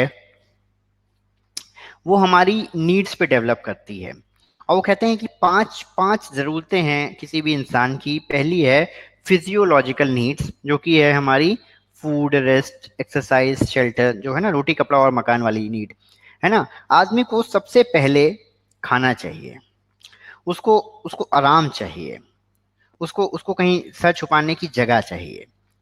ये सबसे प्रायोरिटी की नीड है, ये सबसे पहली नीड है। अगर जिस आदमी की यही नीड पूरी नहीं है, हम जैसे अभी कब थे, गुजरात में थे ना 3-4 दिन पहले, तो गुजरात में हम थे और हम टहल रहे थे एक अपने फ्रेंड के साथ। और गुजरात में एक आपको चीज दिखेगी कि गुजरात में हर घर के बाहर एक झूला लगा होगा। और गुजरात के घरों का कंस्ट्रक्शन जो है वो हमारे घरों के कंस्ट्रक्शन से बहुत अलग होता है ना। हमारे घर जो होते हैं, हम लोग जो है अपने घरों को बस सामान भरने की जगह बनाए रहते हैं कि यार यहाँ पे, अच्छा यहाँ पे दुकान बना दो, यहाँ पे कल को जो है दुकान किराए पे दे देंगे, है ना। यहाँ पे कुछ सामान भरने की जगह बना दो। हम लोग अपने घरों को ऐसे बनाते हैं। हम क्यों? क्योंकि हम जब हम अपने लोगों को कह रहे हैं तो हमारा मतलब है यूपी बिहार के जो हम लोग हैं, है ना। गुजरात के आप घर जाइए, गुजरात के घर देखिएगा, गुजरात के अगर रो हाउस बने या घर बने हैं तो आप देखिएगा वहां बाहर झूला लगा होगा। हाँ, लो हाइट बाउंड्रीज रही होंगी वहां पे, है ना। खुला घर रखेंगे, लो हाइट बाउंड्रीज रखेंगे, झूला रखेंगे, बाहर कुछ अच्छी सी वो रखेंगे, है ना। बहुत भरे हुए घर नहीं, बहुत भरे हुए घर नहीं होंगे, बहुत भरे मतलब सामान से भरे हुए घर नहीं होते हैं वहां पे। क्यों? क्योंकि हम अभी भी अपनी ये नीड्स पूरी नहीं कर पा रहे हैं, बेसिक नीड ही पूरी नहीं कर पा रहे हैं। हम अभी तक हम यूपी बिहार के लोग अभी तक हमारे यहाँ खाने के वांदे हैं। अभी तक हम लोग जो है इसी में परेशान है कि हमारे बच्चे की नौकरी नहीं लग रही, कल को हमारी नौकरी चली गई तो क्या होगा। हम उसी में परेशान है, रोटी कपड़ा कमाने में। तो हम झूले का ख्याल हमारे दिमाग में कहाँ से आएगा? झूले का ख्याल कहाँ से आएगा? गुजरात में अभी भी बहुत डेवलपमेंट हमसे ज्यादा है यूपी बिहार से। उनके लिए वो उस रोटी कपड़ा मकान की स्टेज से शायद आगे चले गए हैं काफी लोग, वहाँ की पॉपुलेशन। अब वो उस प्लेजर वाली स्टेज में आ गए हैं कि यार अच्छा घर होना चाहिए, सुकून का घर होना चाहिए। तो वो चीजें उनका अलग है। तो यही वो आती है फिजियोलॉजिकल नीड्स।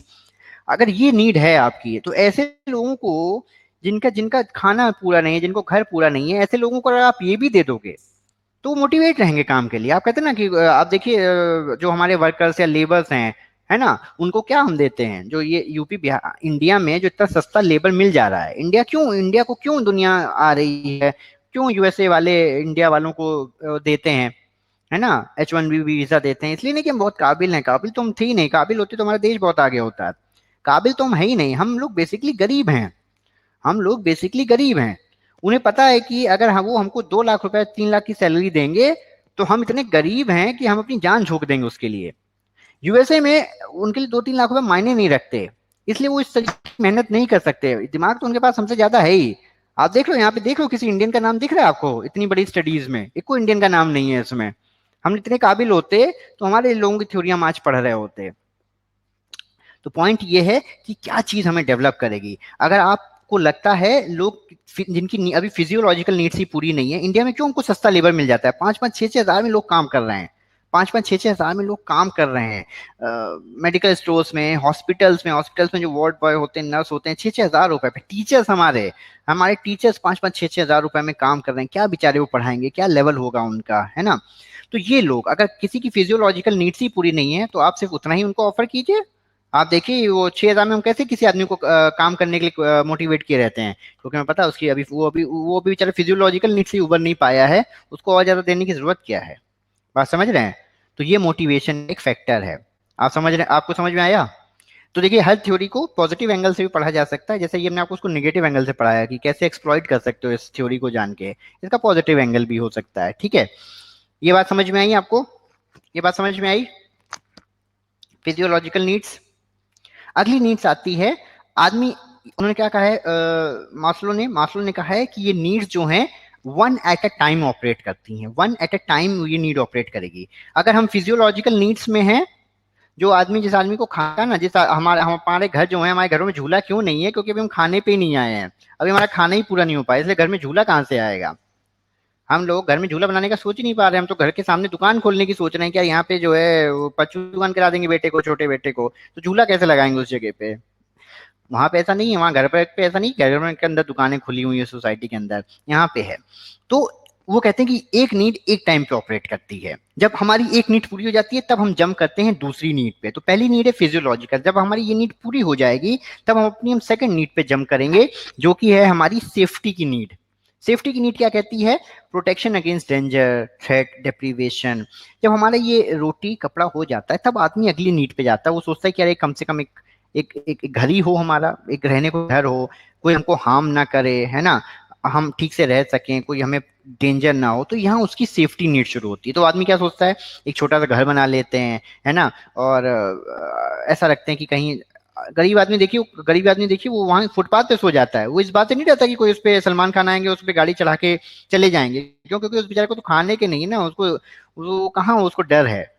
पर आप सो सकते हो सड़क पे, खाली इसलिए नहीं कि नींद नहीं आएगी, इसलिए भी कि आपको डर बना रहेगा, अरे यार, है ना, क्या होगा। तो अगली नीड आ रही है हमारी सेफ्टी की। आदमी के पास अगला जो नीड आती है वो सेफ्टी की आती है। वो सोचता है कि यार हमको कोई डेंजर ना रहे, है ना, हम गांव में रहें तो घर बना लें, कोई बाढ़ बना लें, है ना, जहाँ पे हम सेफली रह सके, हमको कोई लोग हमको लूट ना लें। आपने कभी देखा किसी भिखारी को इस डर से सड़क पे सोते हुए कि रात को चोर आके हमको लूट ले जाएंगे? क्या ले जाएंगे उससे? वो सो रहा है, रिक्शे वाला आराम से बढ़िया सो रहा है, उसको कोई डर ही नहीं कि कोई उससे कुछ लूट ले जाएगा। आप परेशान है कि यार शाम को ताला लगा लें, कमरा बंद कर लें, है ना, कोई हमको ले ना जाए, कोई हमको जानवर ना अटैक करते। उसको कोई डर नहीं कि रात में कुत्ते खा जाएंगे, क्या हो जाएगा, उसे कोई डर नहीं है, क्योंकि उसकी फिजियोलॉजिकल नीड ही पूरी नहीं है। तो अगली नीड आ गई कौन सी? सेफ्टी की। ठीक है, तो आप देखिए कोई लो वर्कर है आपका, आप उसको बोलिए कि ठीक है हम आपके लिए जो है आप देखिए पॉलिटिकल पार्टीज कैसे काम करती हैं। पॉलिटिकल पार्टीज जब देख लेती हैं कि उनके पास खाने को है, लोगों के पास थोड़ा बहुत, फिर वो कहती हैं कि आप चिंता न करिए, आपको जो है हम, मोदी जी क्या कर रहे हैं, हम आपको प्रधानमंत्री आवास योजना में घर दिला देंगे। जनता खुश हो गई, यार के खाने को तो है ही, खाने लायक तो हम कर ही ले रहे हैं, बट घर हो जाएगा हमारा क्या, एक छोटा सा घर हो जाएगा, LIG का घर हो जाएगा, तो एक कमरे का घर हो जाएगा, बट हम खुश हैं, है ना, क्योंकि उसकी वो नीड वहां पे पूरी नहीं है, उसके लिए वो मोटिवेशन है, इसीलिए वो मोदी जी को वोट देता रहेगा। तो आप कैसे उस नीड को पूरा, आप उस आदमी किस नीड में है ना। हमने कहा ना, आप दुनिया में जितने भी महान लोग हुए ना, अगर वो साइकोलॉजी पढ़ना सीख जाएं तो आप पूरी की पूरी जो है जमातों को, पूरी की पूरी पॉपुलेशन को जो है आप कंट्रोल कर सकते हैं, अगर आप अच्छे मैनिपुलेटर हैं। Safety needs. अगली नीड आती है सोशल नीड।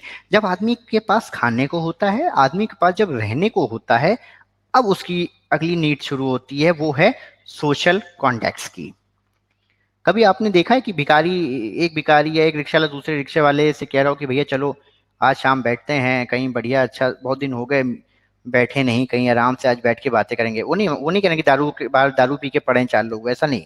बट क्या उस सोशल नीड की, या चलो आज हम एक काम करो, हम तुम्हारी फैमिली के आज मिलने आते हैं, एक रिक्शा वाला दूसरे रिक्शा वाले को कह रहा हो कि कल शाम को तुम्हारे यहाँ डिनर करते हैं, या हम और आप जैसे लोग करते हैं कि यार जैसे हम कह रहे थे उससे हीरल से कि चलो तुम्हारे यहाँ डिनर करने आएंगे या लंच करने आएंगे, है ना, क्योंकि हम लोग इन नीडों से ऊपर आ गए हैं, फिजियोलॉजिकल सेफ्टी नीड्स हमारी पूरी हैं। अब हमें लगता है हमारे दोस्त हों, हमारे यार हों। हम लोग ऑफिस में भी यही काम करते हैं, हमें पता है ऑफिस में जब हमें नौकरी मिलती है, हमारी फिजियोलॉजिकल सेफ्टी नीड्स पूरी हो जाती हैं, फिर हमारा सारा फोकस रहता है कि हमको कितने लोग जानते हैं, हमारे कितने दोस्त हैं, कितने यार हैं, है ना। बच्चे का भी यही रहता है, जो बच्चा होता है जब उसके खाना पीना उसका पूरा हो जाता है, फिर वो खेलने, उसको पता है कि उसको कुछ हार्म नहीं होगा, तो वो सोचता है हमारे दोस्त बना लें, है ना, हमारे दोस्त हो जाएं। हम लोग भी यही काम करते हैं। जैसे हमारी ये नीड्स पूरी होती हैं, अगला नीड आता है, हम सब जुड़ना चाहते हैं। हम में से कोई भी आदमी अकेला नहीं रहना चाहता, अकेला नहीं दिखना चाहता, है ना।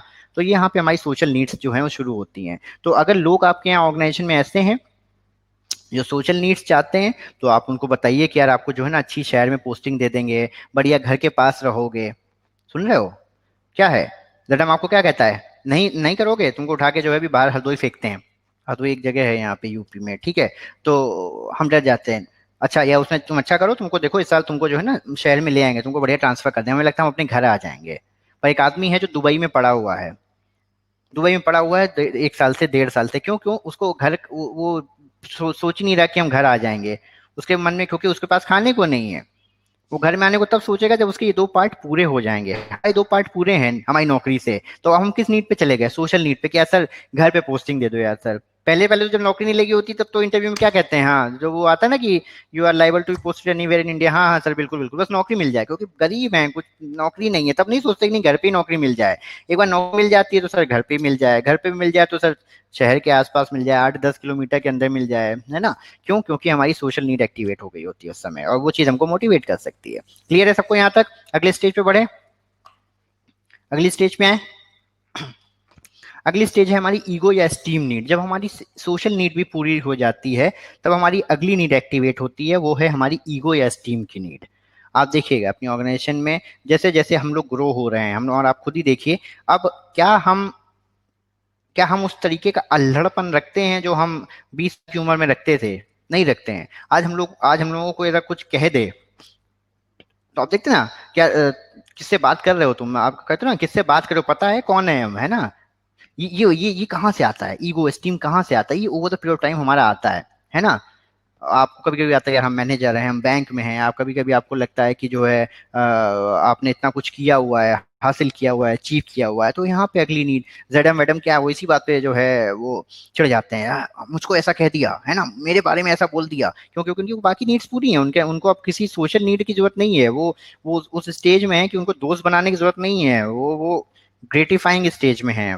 तो यहाँ पे ईगो एस्टीम नीड आती है। तो ऐसे लोगों को आप ईगो उनका सेटिस्फाई करते रहिए कि नहीं नहीं सर कर लीजिए, आपका अरे सर आप ही तो हैं सर, आप ही तो भगवान है सर, आप ही तो हमारे सब कुछ हैं, आप ही तो माई बाप हैं, और वो आपका काम कर देंगे। उनके लिए उनकी तारीफ आप किसी से जाइए, अरे सर सर आप तो आप हैं सर, और वो आदमी आपका काम करने लगेगा, उसके लिए वही मोटिवेशन है, उसके लिए वही मोटिवेशन है। यहाँ आप उसको ईगो एस्टीम नीड्स अगर जिसके पास है आप उसको पकड़िए और अपना काम करा सकते हैं, उसको यही मोटिवेट करता है। इसके बाद जो अगली नीड है वो है सेल्फ फुलफिलमेंट या सेल्फ एक्चुअलाइजेशन की नीड। ये एक अलग तरह का स्टेज है। इस स्टेज में जो है आदमी ईगो और एस्टीम से ऊपर पहुंच जाता है। वो सोचता है कि जीवन का मतलब क्या है, जीवन का महत्व क्या है। आप देखते हैं ना बड़े बड़े लोग, महान महान लोग एक दिन सब कुछ छोड़ देते हैं, सब कुछ त्याग देते हैं। आपको पता है ना, जैसे हमारे क्या थे, स्टीव जॉब्स यहाँ पे कौन सी जगह, मुझे जगह का नाम नहीं याद आ रहा, देहरादून के पास, वहां पे आए थे और एक आश्रम में आए और बहुत दिन वहां रहे। ऐसे ही जो है उसके बाद मार्क जुकरबर्ग को स्टीव जॉब्स ने मार्क जुकरबर्ग को बोला और मार्क जुकरबर्ग भी उस जगह पे आए और रहे। विनोद खन्ना जो है अपने टाइम में जब बहुत हिट हो गए तो उन्होंने सब कुछ छोड़ दिया, त्याग दिया और ओशो के आश्रम में जाके माली का काम करने लग गए। ये क्या है, कैसे ये लोग चले जाते हैं वहां पे? आश्रम आश्रम एक सीरीज है आश्रम, आप देखिएगा ये लोग कैसे उस स्टेज में चले जाते हैं, है ना, सेल्फ फुलफिलमेंट या सेल्फ फुलफिल आप उस स्टेज में देखिएगा आश्रम में एक लड़के को वो लाता है, क्या नाम है, बॉबी देओल, उसके यहाँ वो काम करता है, कैसे वो उसको पहले अपने यहाँ नौकरी देता है, खाने पीने को देता है, उसकी शादी भी करा देता है, मतलब ये सब नीड्स उसकी वो पूरी कर देता है और फिर उसको उस स्टेज में पहुंचा देता है कि बस अब ये भगवान है और हमको जो है वो परम स्थिति प्राप्त करनी है। तो ये इस तरीके से ये जो गुरुज हैं, ये जो लोग हैं, ये कैसे पूरा करते हैं, ये आपकी इन नीड्स को पहले वर्कआउट करते हैं। वो पहले आपको खाने को देंगे, आपको रहने को देंगे, आपको संगत में बैठाएंगे कि देखो ये भाई है, हम तुम्हारे बाप हैं या हम तुम्हारे ये हैं, है ना। और उनको जब हमारी ये सब नीड्स, और तुम सब कुछ हो, तुम एक परिपूर्ण इंसान हो और अब तुम ये सब छोड़ दो, आप समझे, तो ये आदमी उस स्टेज में पहुंच जाता है और जिस तरीके से वो काम कर सकता है। क्लियर है सबको यहाँ तक? विपासना, हाँ ये भी है। क्लियर है यहाँ तक?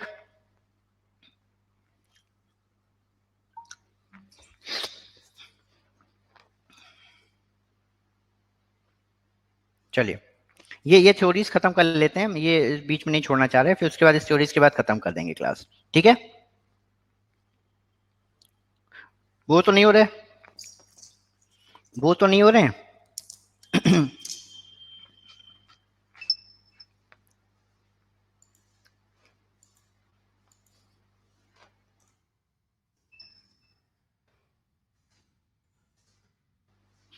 चलिए अगली देखिए, अगली जो है वो हमारी है क्लेटन, अगली जो है, सॉरी, अगली है हमारी फ्रेडरिक हर्ट्जबर्ग की two factor theory.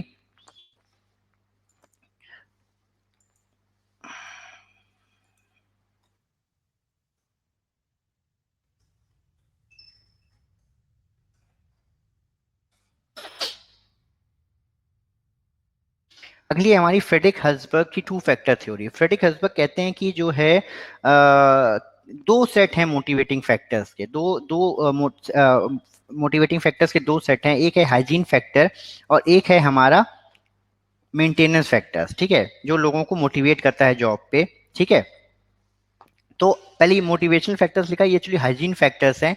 Hygiene factors जो हैं वो है हमारे कि हमको हमारी ऑर्गेनाइजेशन में कितना रिकॉग्निशन मिलता है, कितने हमको आगे बढ़ने के चांसेस मिलते हैं, कितना हमको जिम्मेदारी वहाँ दी जाती है, कितना हमारा अचीवमेंट को रिकॉग्नाइज किया जाता है, कितनी हमारी ग्रोथ, मतलब ये सब hygiene factor in the sense मतलब हमको हमारी ऑर्गेनाइजेशन के अंदर कितना आगे बढ़ने का मौका है और कितना अपने आप को डेवलप करने का मौका है, ये डिटरमिन करता है कि हम अपनी ऑर्गेनाइजेशन में कितने मोटिवेटेड रहेंगे।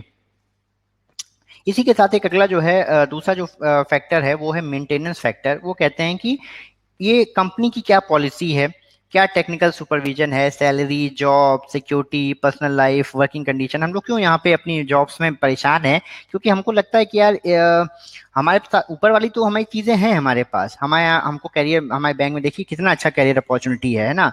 आप 10 साल में 12 साल में है ना आप चीफ मैनेजर तक पहुंच जाते हैं, है ना। अच्छी वो सब चीज़ें तो हैं हमारे पास, बट हमारी ऑर्गेनाइजेशन में क्या मिसिंग है, हमारे मेंटेनेंस फैक्टर मिसिंग है। हाइजीन के फैक्टर्स हैं, आगे हमारे अपने को डेवलप करने के हमारे पास बहुत तरीके हैं हमारी बैंक के अंदर, है ना। कितना कुछ सीखने को है, इतना तो शायद बहुत कम ऑर्गेनाइजेशन में होता है कि इतना कुछ सीखने को रहता है, इतने सारे चांसेस मिलते हैं, आप फॉरेन पोस्टिंग में भी जा सकते हैं, ट्रेनर भी बन सकते हैं, है ना, मैनेजर भी बन सकते हैं, बहुत सारे फैक्टर्स हैं हमारे पास ऑर्गेनाइजेशन में ग्रोथ करने के। हाइजीन फैक्टर्स तो बहुत सारे हैं, बट हमारे मेंटेनेंस फैक्टर्स के साथ बहुत इशू है ना। हमारा वर्क लाइफ बैलेंस बहुत गड़बड़ है, हमारी सैलरीज का इश्यूज है, हमें लगता है हमें कम दिया जा रहा है, ठीक है, और ये सब चीज़ें, सुपरवाइजर्स के साथ इश्यूज हैं हमारे, में लगता है बहुत प्रेशर में उन लोगों से काम कराया जा रहा है, तो इस वजह से शायद हम लोग मोटिवेट नहीं रह पाते हैं कि हाइजीन फैक्टर तो हैं, बट मोटिवेशनल फैक्टर्स जो मेंटेनेंस जो फैक्टर्स हैं जो हमको वहाँ पे बनाए रखेंगे, हमको उस ऑर्गेनाइजेशन के अंदर जो हमको बनाए रखने वाले फैक्टर्स हैं वो गड़बड़ है। इस वजह से जो है हमको ऑर्गेनाइजेशन के अंदर हम लोग मोटिवेटेड लॉट की तरह नहीं ले रहते हैं। ये बात क्लियर है सबको? ये बात क्लियर है? ये बात क्लियर है। इसी में एक अगली जो थ्योरी है वो है drawing parallels with self. Drawing parallels with self, ये किस सेंस में बताया सर, विनय सर?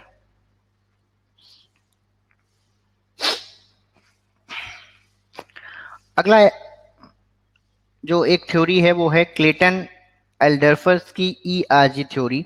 जैसे हमारी मास्लो की हायरार्की नीड थ्योरी थी, मास्लो की हायरार्की नीड जो थ्योरी है वो ये कहती है कि एक बार में एक नीड ऑपरेटिव होगी। वो ये कहते हैं कि अगर आप भूखे हैं, वो एक हमारे कहावत है ना, भूखे पेट जो है वो हरि भजन नहीं होते, भूखे पेट भजन नहीं होते, मतलब जो आदमी भूखा है वो भजन नहीं कर सकता, वो भगवान को याद नहीं कर सकता, वो स्पिरिचुअल नहीं हो सकता, ठीक है। ये काम यही चीज मास्लो ने भी कही है कि जो भूखा है वो सेल्फ एक्चुअलाइजेशन में नहीं पहुंच जाएगा, या वो घमंडी नहीं हो जाएगा। आप 4 दिन से आप खाए नहीं हो, आपके पास पहनने को कपड़े नहीं है, तो ऐसा नहीं है कि कोई आदमी आपको कपड़े दे रहा है आप बोलो नहीं यार मैं ना, वो अमिताभ बच्चन नहीं हो सकता ना कोई कि मैं आज भी वो पॉलिश करता है उसको पैसे फेंकता है, कहता कि वो उठा के दीजिए, मैं फेंके वो पैसे नहीं उठाता। वो फिल्मों में होता, असली में नहीं होता, है ना। असली में नहीं होता। जिस आदमी के पास जो है वो आदमी जो बेचारा बहुत गरीब है, उसको आप ऐसी पैसे देते हो ना वो ले लेता है, कुछ भी देते हो ले लेता है, खाने को देते हो ले लेता है ना। तो असली में हर कोई अमिताभ बच्चन नहीं हो सकता। पॉइंट ये है कि वो मास्लो ये कहते हैं कि जो हमारी नीड्स हैं, okay, relating topic to my self, correct है सर। तो भूल गए क्या कह रहे थे। मास्लो कहते हैं कि एक वक्त पे एक नीड ऑपरेट होती है। क्लेटन एल्डरफर्स की ERG थ्योरी कहती है नहीं है, ऐसा नहीं है। वो भी उनकी थ्योरी के 3 पार्ट, जहां मास्लो की 5 नीड थी, क्लेटन की 3 नीड्स हैं, एग्जिस्टेंस, रिलेटेडनेस और ग्रोथ, ठीक है। और वो कहते हैं कि ये तीनों नीड्स एक साथ हमारी ऑपरेट हो सकती हैं, एक अलग अलग भी ऑपरेट हो सकती हैं। एग्जिस्टेंस मतलब हम किसी ऑर्गेनाइजेशन में अपने को सर्वाइव, हम यहाँ पे इस ऑर्गेनाइजेशन में हैं, हम लोग यहाँ नौकरी कर रहे हैं, उसकी एक वजह ये है कि शायद हमारा एग्जिस्टेंस यहाँ पे सेफ है और हमारी ग्रोथ है यहाँ पे, है ना। कि हमें पता है अच्छी से, ठीक है, इतनी खराब सैलरी नहीं देती कि हम सबके घर ना चले, हम सब ने होम लोन ले लिए, गाड़ियां ले ली, है ना, ग्रोथ के भी चांसेस हैं, तो हमारे पास एग्जिस्टेंस है, ग्रोथ है, और हो सकता है कि इसके बाद भी हो सकता है हम अपनी जॉब्स के साथ रिलेट ना कर पाए, अपने काम के साथ या हमारे वर्कर्स के साथ, बट ये जरूरी नहीं है कि सारी नीड से एक साथ ऑपरेट हों हम, है ना। तो ये कहते हैं कि एग्जिस्टेंस, रिलेटेडनेस, ग्रोथ, ठीक है। तो ये हमारे पास रहता है एग्जिस्टेंस में, बेसिकली वही नीड्स आती हैं, खाने की, पीने की। ये वो कहते हैं कि हो सकता है ऐसा भी हो कि कोई आदमी बहुत गरीब हो, उसके पास खाने पीने को ना हो, बट फिर भी उसके अंदर घमंड हो, कहते हैं खुददार आदमी हो, या वो बहुत ही इंटेलेक्चुअल आदमी हो सकता है कि वो अभी भी खाने पी वो बेचारा अभी भी अपना घर बनाने के चक्कर में हो, बट उसका दिमाग बहुत आगे हो, है ना। तो वो ये कहते हैं क्लेटन एल्डरसन कि हमारी जो 3 नीड्स हैं, एग्जिस्टेंस मतलब कि खाना, वो फिजियोलॉजिकल नीड्स, और हमारी सेफ्टी नीड्स, रिलेटेडनेस कौन सी हमारी, सोशल, और हमारी सोशल के बाद कौन सी नीड्स थी, भूल गया मैं, सोशल और ईगो एस्टीम नीड्स, और लास्ट में हमारी ग्रोथ थी हमारी सेल्फ एक्चुअलाइजेशन नीड। ये ईआरजी भी कुछ कुछ वही है, ईआरजी भी कुछ कुछ मास्लो जैसा ही है, बट वो कहते हैं कि ये सारी नीड्स हो सकता है एक साथ ऑपरेट कर लें। समझ में आया, समझ में आया। अगली है अचीवमेंट मोटिवेशन।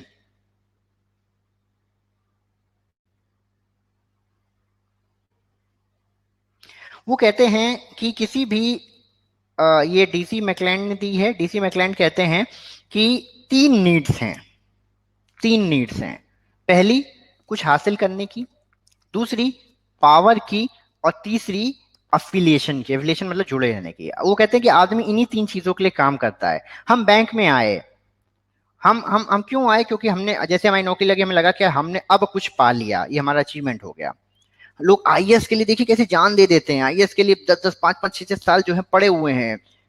मुखर्जी नगर में, दिल्ली में एक एक कमरे में सालों पड़े रहते हैं, है ना, बुरी हालत में पड़े रहते हैं।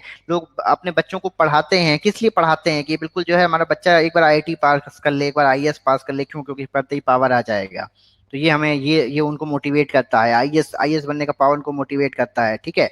एफिलिएशन, किसी संस्था, वो अगर उसके जुड़ जाएंगे, अगर उनको ये चीज मिल जाएगी, तो वो शायद उस, हम लोग भी बहुत सारे काम करते हैं, आप देखते हैं ना कई बार एक होता है, जैसे एलआईसी में जो लोग हैं, आप सुनते हो कि एलआईसी में क्लब्स रहते हैं, जेडम क्लब, चेयरमैन क्लब। हमको लगता है ना, हम उस क्लब, वो बोलते हैं कि आप ये कर लोगे ना तो आप उस क्लब में आ जाओगे। या हमारी बैंकों में जो होता है ना, वो कहते हैं कि जो है इतने का आप अगर वो बीमा बेच लेंगे तो आप मिलियन, क्या कहते हैं उसको, $1 मिलियन राउंड टेबल, एमडीआरटी, है ना, आप उसके पार्ट हो जाएंगे। तो हम भी चाहते हैं कि नहीं यार, हम भी, हाँ, एमडीआरटी, हम भी उसके पार्ट हों।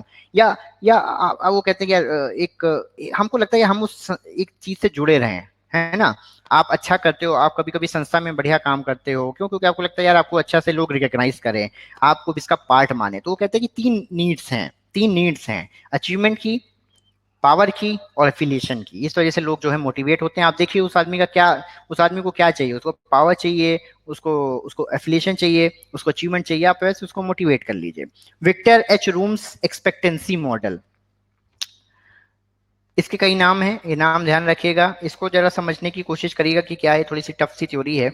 रूम की जो एक्सपेक्टेंसी मॉडल थ्योरी है, इसको instrumentality theory, path goal theory, valence instrumentality expectancy theory, इन सब नामों से भी जाना जाता है, ठीक है। ये थ्योरी कहती है कि जो लोग हैं, वो कहाँ गया,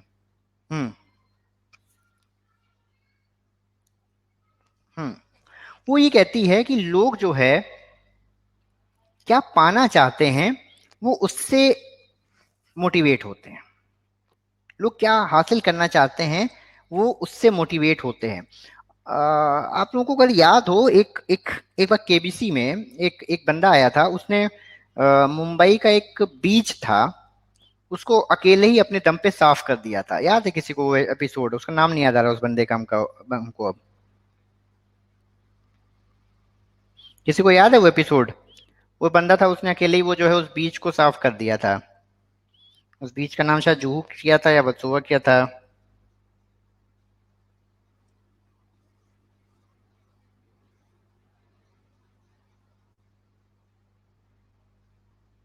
अभी किसी को नहीं याद है। अफरोज शाह करके थे, और इन्होंने कुछ हजारों वर्सोवा बीच को जो है इन्होंने कुछ हजारों टन जो है कूड़ा इन्होंने साफ कर दिया था अकेले, खुद ही अकेले लग के। कैसे किया होगा उस आदमी ने, क्या चीज हुई होगी जो उसको उसने मोटिवेट किया होगा। यहाँ पे देखिए इस थ्योरी को हम जब आपको ये सब थ्योरियां बता रहे हैं तो ध्यान रखिएगा ये थ्योरियां ऐसे नहीं आएंगी जैसे हम आपको थ्योरी की तरह बता रहे हैं। इसमें कुछ ना कुछ केस स्टडी इन्वॉल्व होगी और उसके लिए जरूरी है कि आप उस कॉन्सेप्ट को इतना अच्छे से समझे हो कि उस चीज को समझ सके। जैसे हमने अफरोज शाह वाला कॉन्सेप्ट हम आपको बता रहे हैं, अफरोज शाह ने अकेले पूरे वर्सोवा बीच को साफ करने का बीड़ा उठा लिया और अकेले शुरू किया, फिर धीरे धीरे उनके लोग जुड़ते गए और फिर धीरे धीरे बहुत सारे हुए और उन्होंने हजारों टन जो है कूड़ा जो है वहां से उसको हटाया। क्या मोटिवेट किया होगा उस आदमी को, उस आदमी को। यहाँ पे ये थ्योरी यहाँ पे काम आती है, एक्सपेक्टेंसी मॉडल। एक्सपेक्टेंसी मॉडल जो है वो ये है कि उन्होंने सोचा कि हम इस बीच को साफ करें, ये उनका अल्टीमेट एम था। ठीक है, ये बात समझ में आ रहा है। उस वैल्यू को, वो जो आउटकम था, आउटकम क्या था कि मेरा ये बीच साफ हो जाए। वो जो मेरा आउटकम था ये वो था कि ये बीच साफ हो जाए। तो इसके लिए उन्होंने क्या किया, इसके लिए उन्होंने क्या किया, इसके लिए उन्होंने क्या किया, उन्होंने कहा कि अगर मैं अपना एफर्ट बढ़ाऊं, अगर मैं अपना एफर्ट बढ़ाऊं तो मेरा परफॉर्मेंस बढ़ेगा। अगर मेरा परफॉर्मेंस अच्छा होगा तो मुझे जो हासिल करना है मैं वो कर लूंगा और जो हासिल होगा उसकी मेरे लिए बहुत वैल्यू है। अगर मैं अपने वो किस बात से अपने एफर्ट्स बढ़ाते गए, किस बात से अपने एफर्ट्स बढ़ाते गए, उन्हें लगा कि अगर मैं अपने एफर्ट्स बढ़ाऊंगा तो मेरा परफॉर्मेंस अच्छा हो जाएगा और मेरा परफॉर्मेंस अच्छा हो जाएगा तो क्या होगा, जो मैंने सोचा है वो मैं पा लूंगा और जो मैंने पाया है उसको मैं बहुत वैल्यू देता हूं। तो ये बात समझ में आई। तो हम किसी चीज को कितनी वैल्यू देते हैं, अल्टीमेट आउटकम को हम कितनी वैल्यू देते हैं, ये डिटरमिन करेगा कि हमारा परफॉर्मेंस, हमारा मोटिवेशन किस लेवल पे रहता है। ये बात समझ में आई, ये बात समझ में आई।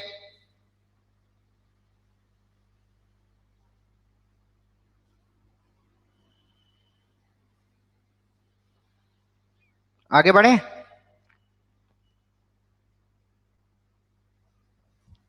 आगे बढ़े, हाँ ना।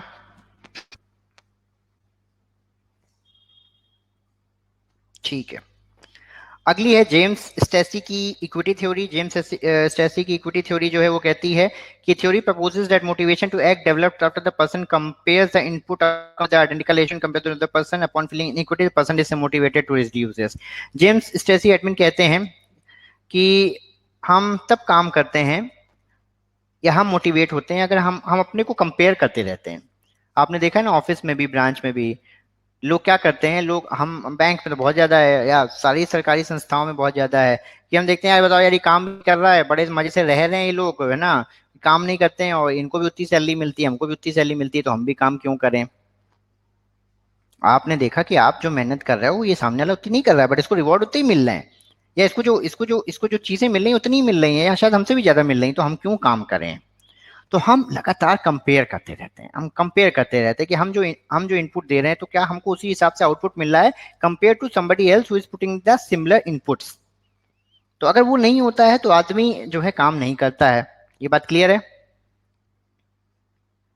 अगली है परफॉर्मेंस सेटिस्फेक्शन मॉडल। ये पोर्टर और लॉर का मॉडल है। वो कहते हैं कि motivation does not equal satisfaction performance, these are all separate variables, effort does not equal performance directly, the rewards that follow will determine the satisfaction। ये जो मॉडल है ये कहता है कि अल्टीमेटली आदमी जो है उसको क्या रिवॉर्ड्स मिलेंगे उससे, वो डिटरमिन करता है कि उसका क्या मोटिवेशन है।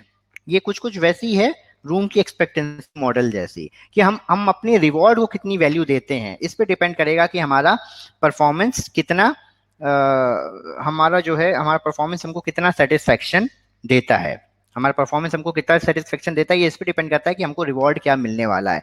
अगर आप गए, आप इंडियन आइडल में गए, इंडियन आइडल में आप गाना गा रहे हैं, तो आप देखिए आप इंडियन आइडल में बहुत अच्छा गाना गा रहे हैं और आप बहुत मेहनत कर रहे हैं, बट गाना गा के देखिए आपको मजा नहीं आ रहा, सिर्फ गाना गा के आपको मजा नहीं आ रहा है। आप क्यों वहां मेहनत करते हो बट आप बढ़िया करते हो और आप सोचते हो कि यार अभी मेरे को गोल्डन बजर मिल बच जाएगा, अभी मैं शायद ये इंडियन आइडल जीत जाऊंगा, तो आपके लिए वो परफॉर्मेंस सेटिस्फेक्शन दाई नहीं है कि यार आज क्या बेहतरीन गाया मैंने, आज क्या बेहतरीन सुर छेड़े मैंने। आपको ये बात इंपॉर्टेंट है कि क्या लोग मेरे लिए खड़े हो गए। ये जो आर्टिस्ट होते हैं, जो ये जो सिंगर्स होते हैं, है ना, ये इनको क्या मोटिवेट करता है, इनको सेटिस्फेक्शन तब आता है। हम एक बढ़िया सी गजल सुनाए आपको, एक बढ़िया सा शेर सुनाए आपको, वो शेर और गजल वो कितना अच्छा है, वो खाली इम्पोर्टेंट नहीं है, हमको उस पर कितनी तारीफ मिली ये इम्पोर्टेंट है। तो वो हमारा परफॉर्मेंस हमको परफॉर्मेंस से कितना सेटिस्फेक्शन मिलेगा ये डिपेंड करता है कि हमको जो रिवॉर्ड चाहिए था वो हमको मिला कि नहीं मिला। ये बात समझ में आया? और लास्ट है हमारी रीइंफोर्समेंट थ्योरी। रीइंफोर्समेंट थ्योरी कहती है कि एक इंडिविजुअल के जो हमको एक समय में जैसा मिलता है हम वैसा ही करते हैं। जैसे आप बच्चा होता है ना, आप देखिए, आपने देखा ना, टीचर जो है वो, आप जब एग्जाम या जब हम लोग बच्चे थे तो हमारे टीचर हमारे होमवर्क में लिख देता था या हमारे क्लास में लिख देता था वेरी गुड या गुड, है ना, या हमको वो लिए दिया जाता है, क्या कहते हैं, रिपोर्ट कार्ड, उसमें लिखा रहता है कि द किड इज एक्सीलेंट और फलाना ढिमाका, ये सब ये क्यों लिखते हैं वो, ये क्यों लिखते हैं वो, ये यही सब फॉर्मेट है, ये रीइंफोर्समेंट है। अगर एक टीचर ने उसमें लिख दिया वेरी गुड, आपकी कॉपी में आपने बढ़िया किया, तो आप अगली बार भी वही वेरी गुड पाने के लिए काम करेंगे, आपको मोटिवेट हो गए, आपको लगा यार ये वेरी गुड बड़ा अच्छा लिखा इसने, मुझे हर बार ये वेरी गुड चाहिए। तो वो मेंटल चीज आपके माइंड में प्ले करती है। आपने कुछ बढ़िया काम किया, जडम ने आपको फोन किया कि यार बहुत अच्छा किया तुमने, बहुत गुड, वेरी गुड परफॉर्मेंस, तो आप अगली बार ऑटोमेटिकली, वो आपको अगर नहीं भी कहेगा ना टारगेट के लिए, आपको लगेगा यार कर लें क्या यार, बढ़िया ना, पिछली वालों की इतनी तारीफ हुई थी हमारी। तो एक इवेंट पे कैसा रीइंफोर्समेंट आपको मिलता है, कैसा आपके साथ होता है, ये डिटरमाइन करता है कि क्या आप उस चीज को रिपीट करोगे, क्या आप उस इवेंट को रिपीट करोगे। ये यहाँ पे हमारी रीइंफोर्समेंट थ्योरी कहती है। ठीक है, आज यहाँ पे खत्म कर रहे हैं। क्लियर है? थक गए, नींद आ रही सबको?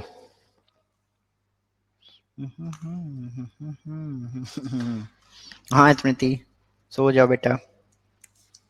चलिए, हिरल भटक रहा पढ़ने में आज, बहुत कंफ्यूजिंग। अरे सर, ये सब बड़ा साइकोलॉजिकल चीजें हैं। हमने आप लोगों को पढ़ाने से पहले हमें पता है हमने कितना पढ़ा है इनको, तब जाके आप लोगों को पा रहे हैं।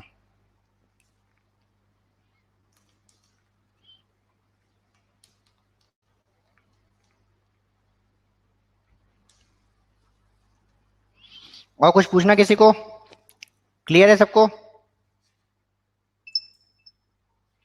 Good night Hemant.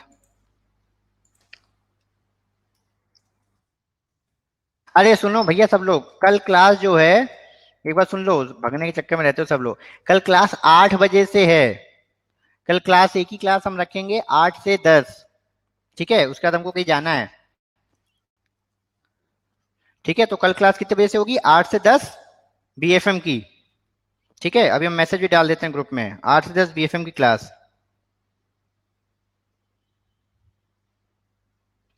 हाँ, आ जाना सब लोग, टाइम पे उठ जाना सब लोग।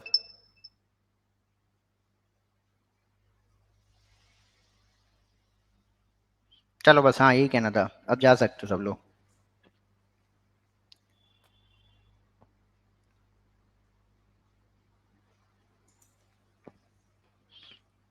मून देखना, हाँ अभी अभी भी है क्या नीला मून, अभी भी चल रहा है क्या?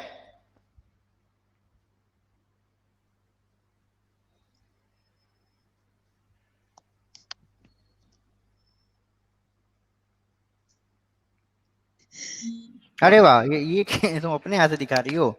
ये नीला है क्या कि ऐसे ही सफेद आया है? ये तुम छत में बैठ के पढ़ती हो क्या चांद की रोशनी में? हैं?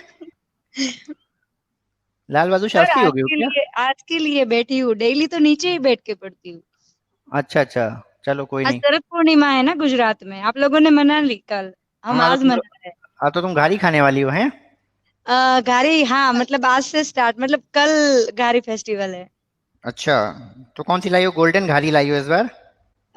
सर गोल्डन घारी नेक्स्ट वीक लाऊंगी, क्योंकि मेरे हस्बैंड नहीं है ना यहाँ, तो ओ, उनको छोड़ के खाना अच्छा नहीं लगता है, घर पे बनी खा लेंगे अभी। हाँ तो हस्बैंड को मत खाया करो, हस्बैंड को क्यों खाती हो? नहीं, उनको छोड़ के खाना अच्छा नहीं लगता, ये बोल रही हूँ। ठीक है चलो। और समझ में आ रहा? हाँ सर, हाँ सर। वो तुम्हारी उस वाली क्लास में क्या चल रहा है, हो गया तुम्हारे ये सब टॉपिक कवर? अरे सर, मैं उसको बंक करती हूँ आजकल। उसको बंक कर दे रही हो? अरे सर, यहाँ तो मतलब नवरात्रि के बाद तो गुजरात में मतलब बैंक में बहुत काम बढ़ जाता है, कार लोन, हाउसिंग लोन, उसका इतना हम्म ज्यादा प्रेशर होता है ना। तो हम्म और ऊपर से मैं अप डाउन करती हूँ ना, हजीरा रोड पे हम्म। जाती हूँ, जो सुवाली बीच अच्छा, है उधर जीरा जा मेरा। रही हो? तो अच्छा अच्छा अच्छा सर अच्छा 8 o'clock हो जाता है और 8 o'clock ही उनका क्लास चलता है, तो सर फिर अच्छा खाने का अच्छा भी अच्छा टाइम नहीं रहता है। तो मैं टोटली आपके क्लास पे ही डिपेंडेंट हूँ। अच्छा अच्छा अच्छा चलो ठीक है, अच्छा लग रहा है, बढ़िया लग रहा है, मजा आ रहा है, समझ में। बढ़िया लग रहा है सर, बस अब चलो पास हो ठीक। जाए दिसंबर में। ठीक है सर, ठीक है सर, बाय, गुड नाइट।